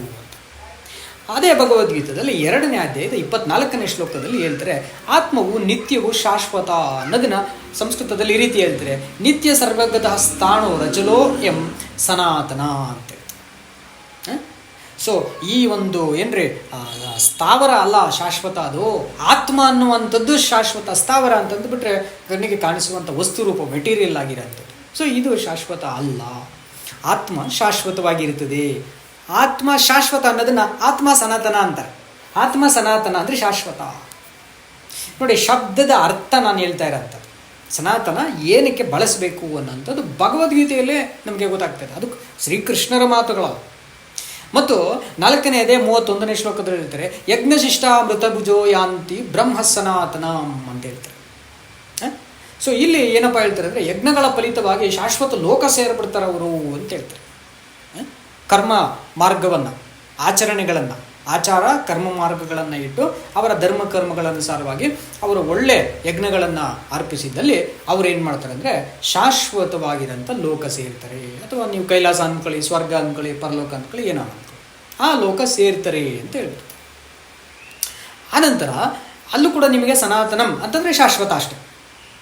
7ನೇ ಅಧ್ಯಾಯ 10ನೇ ಶ್ಲೋಕದಲ್ಲೂ ಕೂಡ ಹೇಳ್ತಾರೆ, ಬೀಜಂ ಮಾಂ ಸರ್ವಭೂತಾನಾಂ ವಿದ್ಧಿ ಪಾರ್ಥ ಸನಾತನಂ ಅಂತ ಹೇಳ್ತಾರೆ. ಸಕಲ ಜೀವಿಗಳ ಶಾಶ್ವತ ಬುದ್ಧಿ ಅಥವಾ ಸ್ವಭಾವಕ್ಕೆ ಇಲ್ಲೇನು ಮಾಡ್ತಾರೆ, ಶಾಶ್ವತ ಆ ಒಂದು ಗುಣ, ಅದು ಶಾಶ್ವತ ಗುಣ ಅಂತ ಹೇಳೋದಕ್ಕೆ ಸನಾತನಂ ಅಂತ ಹೇಳ್ತಾರೆ, ಅಂದರೆ ಶಾಶ್ವತ. ಮತ್ತು 8ನೇ ಅಧ್ಯಾಯದ 20ನೇ ಶ್ಲೋಕದಲ್ಲೂ ಕೂಡ ಅದನ್ನು ಹೇಳ್ತಾರೆ, ಪರಸ್ತಸ್ಮಾತ್ತು ಭಾವೋನ್ಯೋ ವ್ಯಕ್ತಾತ್ ಸನಾತನಃ ಅಂತ ಹೇಳ್ತಾರೆ. ಅಂದರೆ ಅವ್ಯಕ್ತವನ್ನು ಮೀರಿದ ಇನ್ನೊಂದು ಶಾಶ್ವತ ಅವ್ಯಕ್ತ ಪ್ರಕೃತಿ ಇದೆ. ಅಂದರೆ ನೇಚರ್, ಇನ್ನೊಂದು ನೇಚರ್ ಇದೆ. ವಿಸಿಬಲ್ ನೇಚರ್ ಏನಿದೆ, ವಿಸಿಬಲ್ ಅಂದರೆ ಕಣ್ಣಿಗೆ ಕಾಣಿಸೋ ಅಂಥದ್ದು ಏನಿದೆ, ಅದಕ್ಕಿಂತ ಕಾಣಿಸದೇ ಇರೋಂಥ ಅವ್ಯಕ್ತ ಇನ್ವಿಸಿಬಲ್ ನೇಚರ್ ಅನ್ನೋಂಥದ್ದು ಏನಿದೆ, ಆ ಪ್ರಕೃತಿಯನ್ನು ಮೀರಿಸಿರೋ ಇನ್ನೊಂದು ಪ್ರಕೃತಿ ಇದೆಯಲ್ವ, ಅದೇ ಶಾಶ್ವತ ಅಂತ ಹೇಳ್ತಾರೆ. ಅಂದರೆ ಕಾಣಿಸುವ ವಿಸಿಬಲ್ ಏನಿದೆ ಅದು ಕೂಡ ಶಾಶ್ವತ ಅಲ್ಲ, ಅದರಿಂದ ಇನ್ವಿಸಿಬಲ್ ಅದು ಕೂಡ ಶಾಶ್ವತ ಅಲ್ಲ, ಅದರ ಹಿಂದೆ ಇನ್ನೊಂದು ಪ್ರಕೃತಿ ಇದೆ, ಅದೇ ಪರಮ ಶಾಶ್ವತ ಅಂತ ಹೇಳ್ಬೇಕು. ಸೊ ಎವರ್ ಲಾಸ್ಟಿಂಗ್, ಇನ್ಫಿನೈಟ್ ಅಂತ ಹೇಳಬೇಕು. ಇನ್ಫಿನೈಟ್ ಅಂತ ಹೇಳೋದಕ್ಕೆ ಸನಾತನಂ ಅಂತ ಹೇಳ್ತಾರೆ. ಮತ್ತು 11ನೇ ಅಧ್ಯಾಯ 18ನೇ ಶ್ಲೋಕದಲ್ಲಿ ಹೇಳ್ತಾರೆ ನೋಡಿ, ಅವಿನಾಶಿಯು ಶಾಶ್ವತನು ಧರ್ಮಪಾಲಕನು ಅಂತ ಹೇಳಬೇಕು. ಅಂದರೆ ಶ್ರೀಕೃಷ್ಣನನ್ನು ಕುರಿತು ಅರ್ಜುನ ಹೇಳ್ತಾರೆ, ನೀನು ಇಂಥವನಂತ ನನಗೆ ಅನಿಸುತ್ತೆ ಅನ್ನುವಂತ ಹೇಳುವಂಥ ಸಂದರ್ಭ ಅದು.